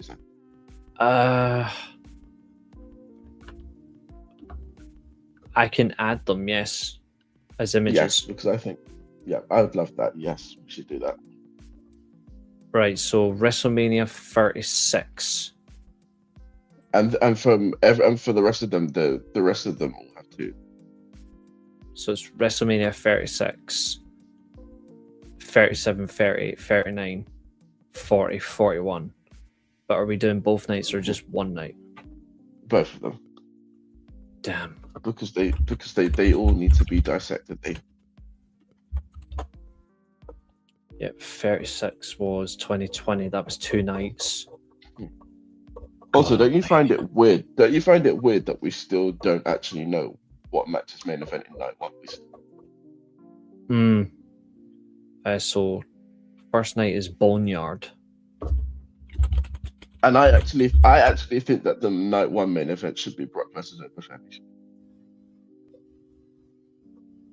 Simply because the Cody versus Orton match has no heat to it.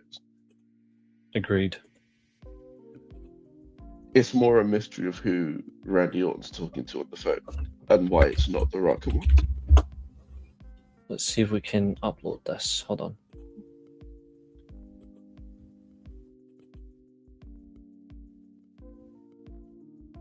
Boneyard's uploaded. And then night 2 is McIntyre Lesnar.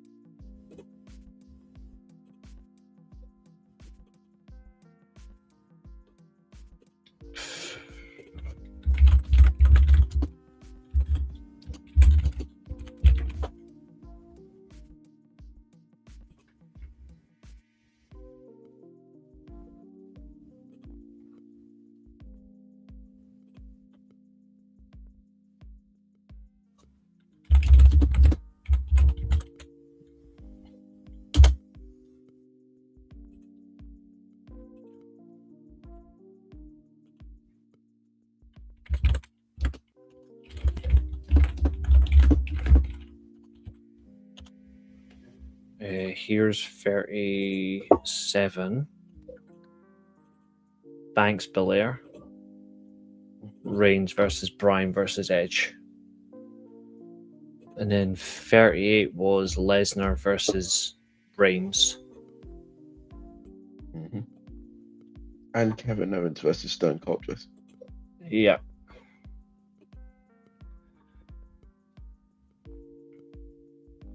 And then you get into the cinema era.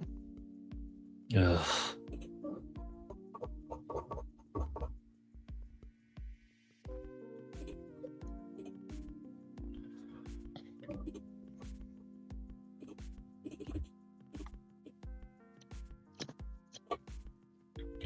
Although my thoughts on those shows will actually shock you.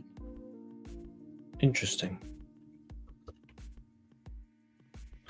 Like there will be a big gulf between. I'm just gonna spoil this now. There will be a big gulf between the 39 Night 2 and 40 Night 2 main events. Mm. But that's as much as I'll say. I won't say which one I think's better, but I will say there's a big difference between them. Mm-hmm. That's fair. Almost there.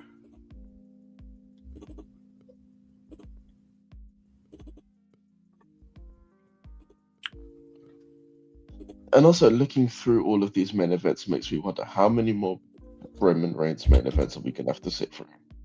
Too many. WrestleMania 39 was Cody and the tag matches. Yep. Yeah.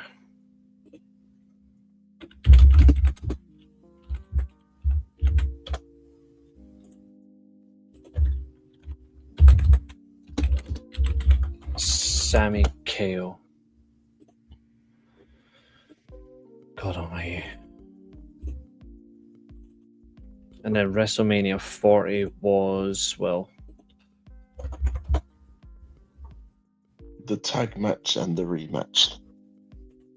yeah.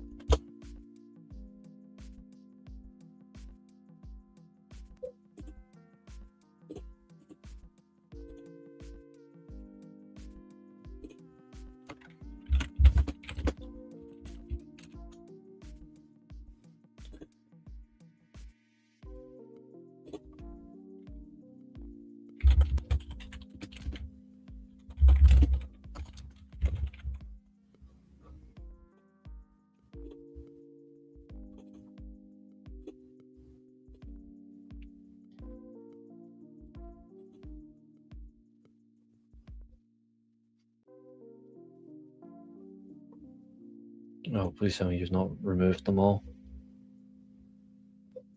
Oh, fuck. I just uploaded them, this, removed them all. Be shit.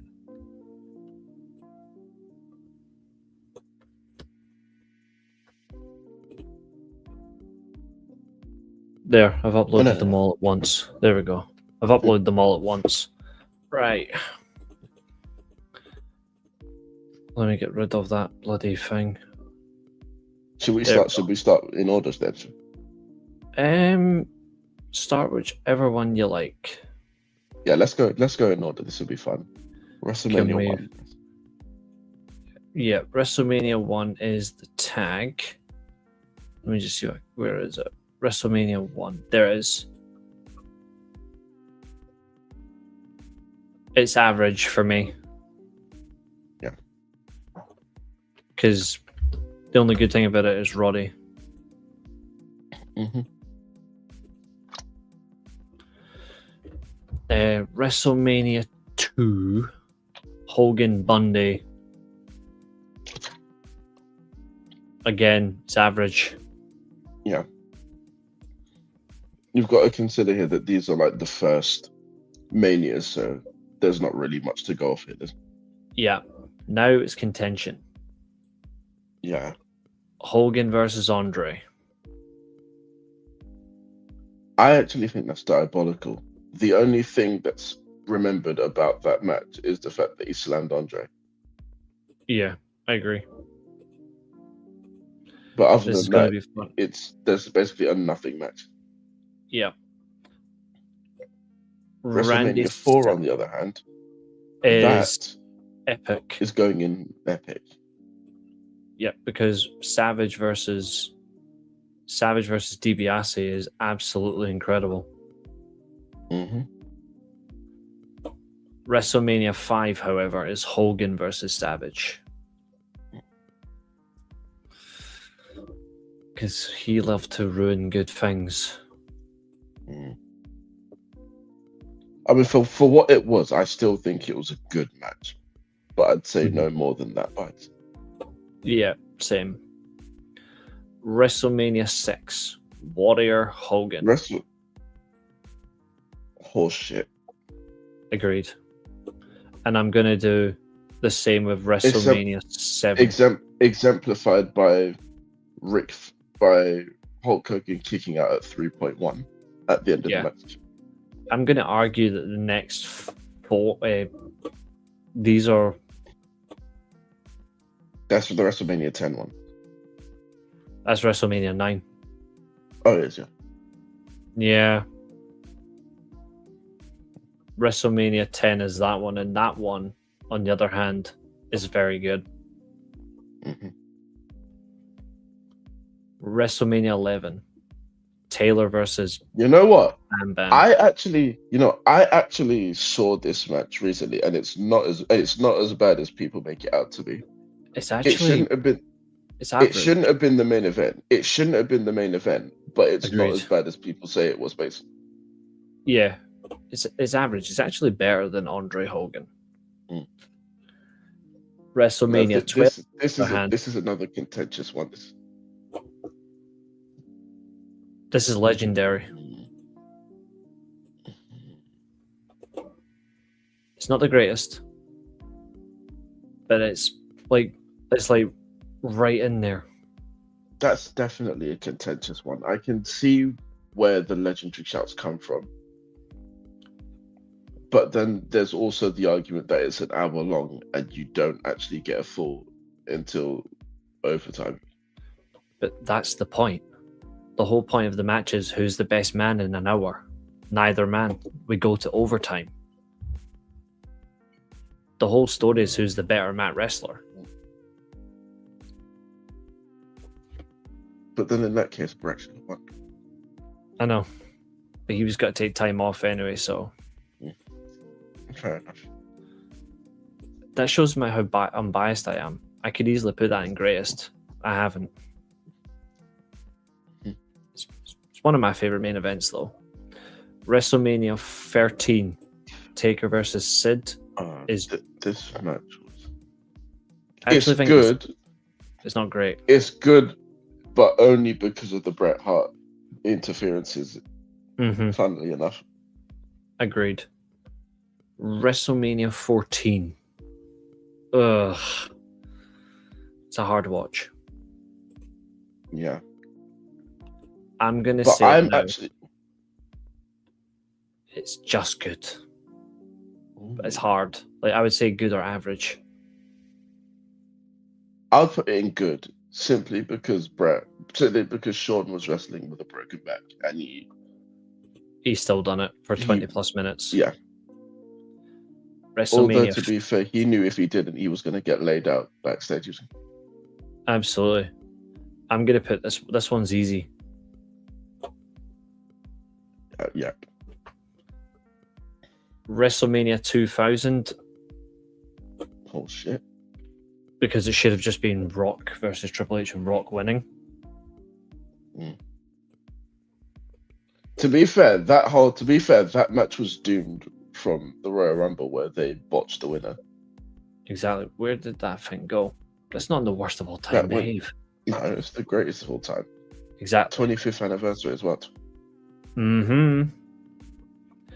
WrestleMania 18 is actually a decent main event. The problem is the match before it should have been It the shouldn't main. have been. Yeah. Put it in good. Kurt versus Brock. I actually think it's legendary, despite the botched shooting star. That's what makes it better. Yeah. I would actually argue that this shouldn't have been the main event either, and it should Should have been Rock Austin. Rock and Austin, yeah. Especially knowing that that was the end for Austin, Mhm. and it was The Rock finally getting his win back. Yeah, I don't think it's overrated either. I don't get that either. People are over. And plus, if Rock Austin was the main event, it would have made the Goldberg debut even better. Agreed. I'm gonna shock you with my next one. I'm putting that in the top tier. Even though it's Triple H in it, I'm putting it in top tier because it's actually really good. Even though it's got Benoit in it, you've got a fair play. It's crazy. It's Kurt versus Eddie should have been the main. But it was never going to be because that man has to have every Agreed. event. Agreed. WrestleMania 21. Speaking of average. Yep. WrestleMania 22. Average. Cena Triple H. You know what? I'm 20. putting that. I'm putting that in. You know what? I don't know. Tap out in hostile territory. Yeah, you're not putting good for that. Everyone loves the crowd being angry at a result. That the legendary, I'd say, for that. I was 10 years old when this match happened. I watched the whole event with I my was best pal. 4. It should have been the main event, but I can see why they done it. It should have been Batista Undertaker. Yep. This one for me. That match. Yeah. It's Taker's best main event, in my opinion. It's better. It's better than the Shawn main event because Mania 25 is better, in my opinion.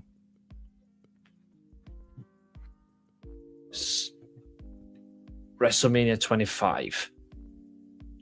Worst of all time. Yep. WrestleMania 26. I'm going to put it in legendary. I can't put it above this. I just can't. Even beside it, I can't.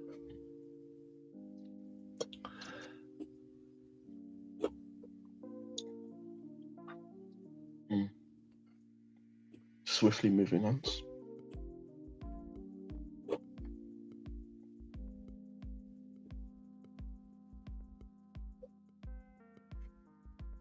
He's in frozen Zen mode.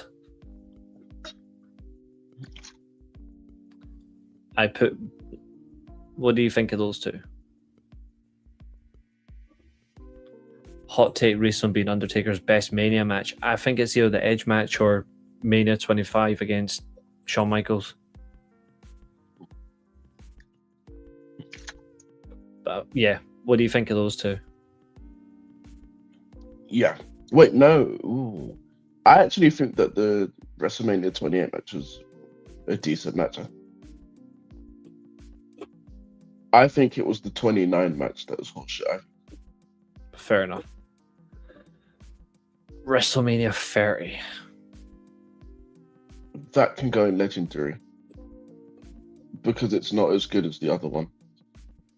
I would have put either epic or very good. Well, then that's just epic then. Because it's just the moment, 31. That's got to go at the top for me. That's because the match before the cash in was actually very good, and then the cash in itself puts it over the top for me. So it goes. Where are you putting this? I'd put it in the greatest of all time category. Jesus. But that's the only Roman Brock main event that's going there. Right. Well, let's make this easy. All of the next 4 are going in either horseshit or worst of all time. Oh, definitely the worst of all time for me. Right. This horseshit. And the only thing that stops it going from worst of all time is the fact that everyone was tired by that point, and you can't really blame that on the competitors. Mm-hmm. I'm just putting them in order now. 2 seconds. Well, in that case, you put 37 ahead of 38, 36.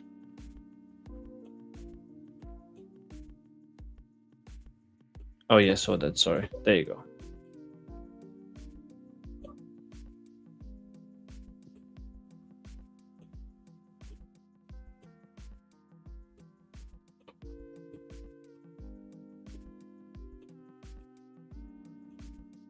There we go.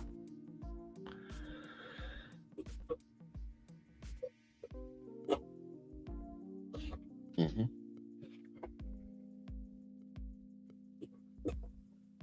Oh, that main event, that's another. Yeah. Well, Because of you only put that. Because of You those know two. what? Although the stack on pin, I was actually surprised he actually lived up to that. Right. Boneyard. I think that's legendary. Mm-hmm. The other one, on the other hand, worst of all time. Yeah. Yep. Austin versus Owens. For me, it's just epic. Because it's just funny. Yeah. And the fact that it also wasn't supposed to be a match, but it ends up being a match. Yeah. Reigns versus Lesnar. I'd say that's just average. I would have said diabolical. Okay, let me fix that order. There we go. The tag match. The thing, to be fair, for me, I would have put it in average just for the fact that it wasn't as bad as the 34 main event. Okay. Which I've noticed isn't actually on this list, which is hilarious. I refuse to count it as a match. Oh, no, it's there. See? Oh, is that? Yeah. I didn't even notice it. That's how bad it was. I just put it straight in. Right. This tag match. I actually think that was very good. Okay. I wouldn't go as far. Now, this is where you're going to see the gulf between the two main events. This the is WrestleMania better 30. Yeah, by far. I'm actually putting the 39 match in legendary. You're putting in legendary. Yeah. Okay. I mean, I don't like either or. I would have put it in unforeseen circumstances, but this is a democracy. Yeah. But I'm going to make an argument, and you can tell me what you think.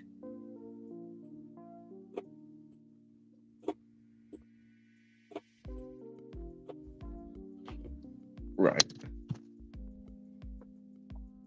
I would say that the triple threat main event, I would say that is... It's the Paul Heyman hand jobs. Yeah. I would say if you took Paul Heyman out of that, it would have been epic. But I think just the reliance on Paul Heyman being the main factor of that feud, you can't put it any higher than average. Mm-hmm. I think that the tag match was diabolical. Overdone. But no, yeah, it's overdone. But honestly, I think that that's average as well. Diabolical by proxy.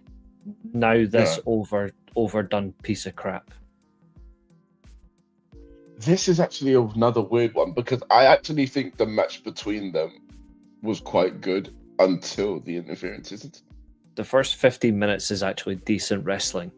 I've said this before. I don't know if all of the interferences is that bad. It's overkill. It's overkill to fuck. And this is just... Ugh. Travis Scott, that's all you need to... Yeah. This is abuse. That is... This is post-traumatic wrestling that's a disorder. disgrace. That is a disgrace to WrestleMania. That is. This main event, I'm dubbing it PTWD, post-traumatic wrestling disorder. Yeah. I just can't get over the fact that you've got this in the greatest of all time. I just can't. I don't know. Maybe it's just me, but I really love that main event. I'm gonna grant you one of these two, but it's not. I can't have it on the same level as these three, for example. Right, you can put it in. You can put it in. If it makes you feel, I think either one of the top 3 tiers, and you can understand that. I think. All right, for the moment, I'll keep it for that. Fair enough. But that means. But then surely for the moment you'd be putting the 26 match in the greatest of all time. Sure. Yeah, if you're doing it based off moments. I'm doing it for the whole thing plus a moment, which means, to be fair, Boyhood Dream. Ugh. To be fair. Yeah, because this is the thing. If you're looking at it from moments, then this whole list is different. because that would mean that Cena's versus Rose would have to be the greatest of all time, because that's a moment. Because yeah, shit one, but yeah, and that would also mean that Cody Roman would have to be there as well, which no, and I would never allow it. No. I'm actually thinking now.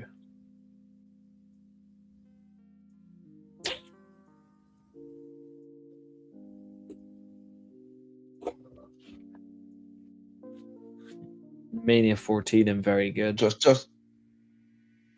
the fact that he gutted it out with a broken mattress. Yeah. But also by the sheer quality. I know I said legendary. I'm actually putting this up there. Okay. And the reason being is Kurt Angle with a broken neck. Mm-hmm. And Brock Lesnar with a concussion towards the end. Yeah. Sheer incredible will to win. But then like you it's can actually it's actually not spoken about enough, the fact that they had Chris Benoit on standby to win the title the week before WrestleMania to do this match instead. Exactly. Actually, see for that as well, because of test of endurance and ability. Fuck it, I am still putting the Iron Man in the top tier. It's workmanship, but I will give you that.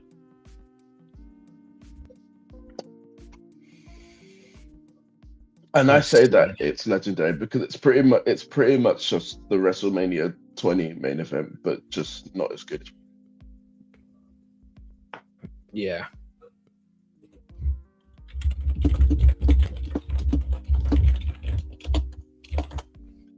We'll see if the chat will change any before we disappear. See what the chat thinks.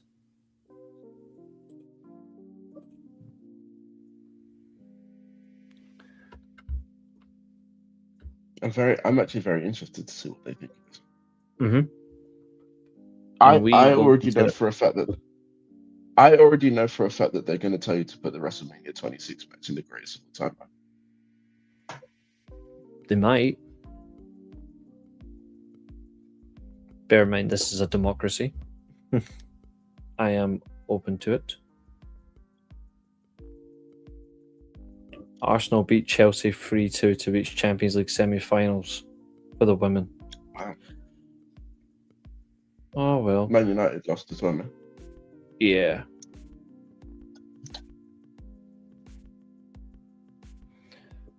Dan says in all caps, no change. Oh, I think no change.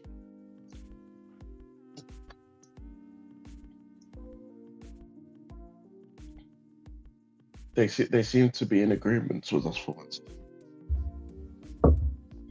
Very, very good. Although that is 3 of... I don't actually... Let's see, how many people are actually in the chat? 3. Just 3? Mm-hmm. Well, I guess that's it then.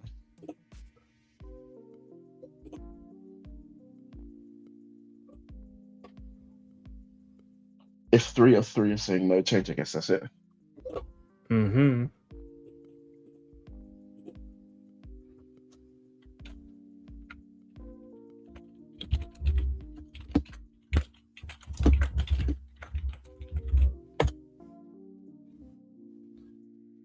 There.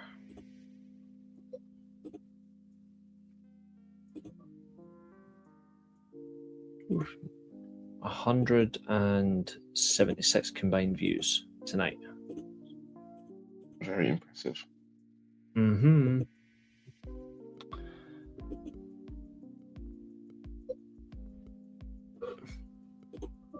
Yeah, it's called Sack the Manager. Ugh. Any closing comments before we go? I'm looking forward to Dynamite tonight, Me too. and I will Me have my eyes peeled. Yeah, I'm really intrigued. Ladies and gentlemen, thank you for tuning in. Like, share, and subscribe, and we'll see you Friday.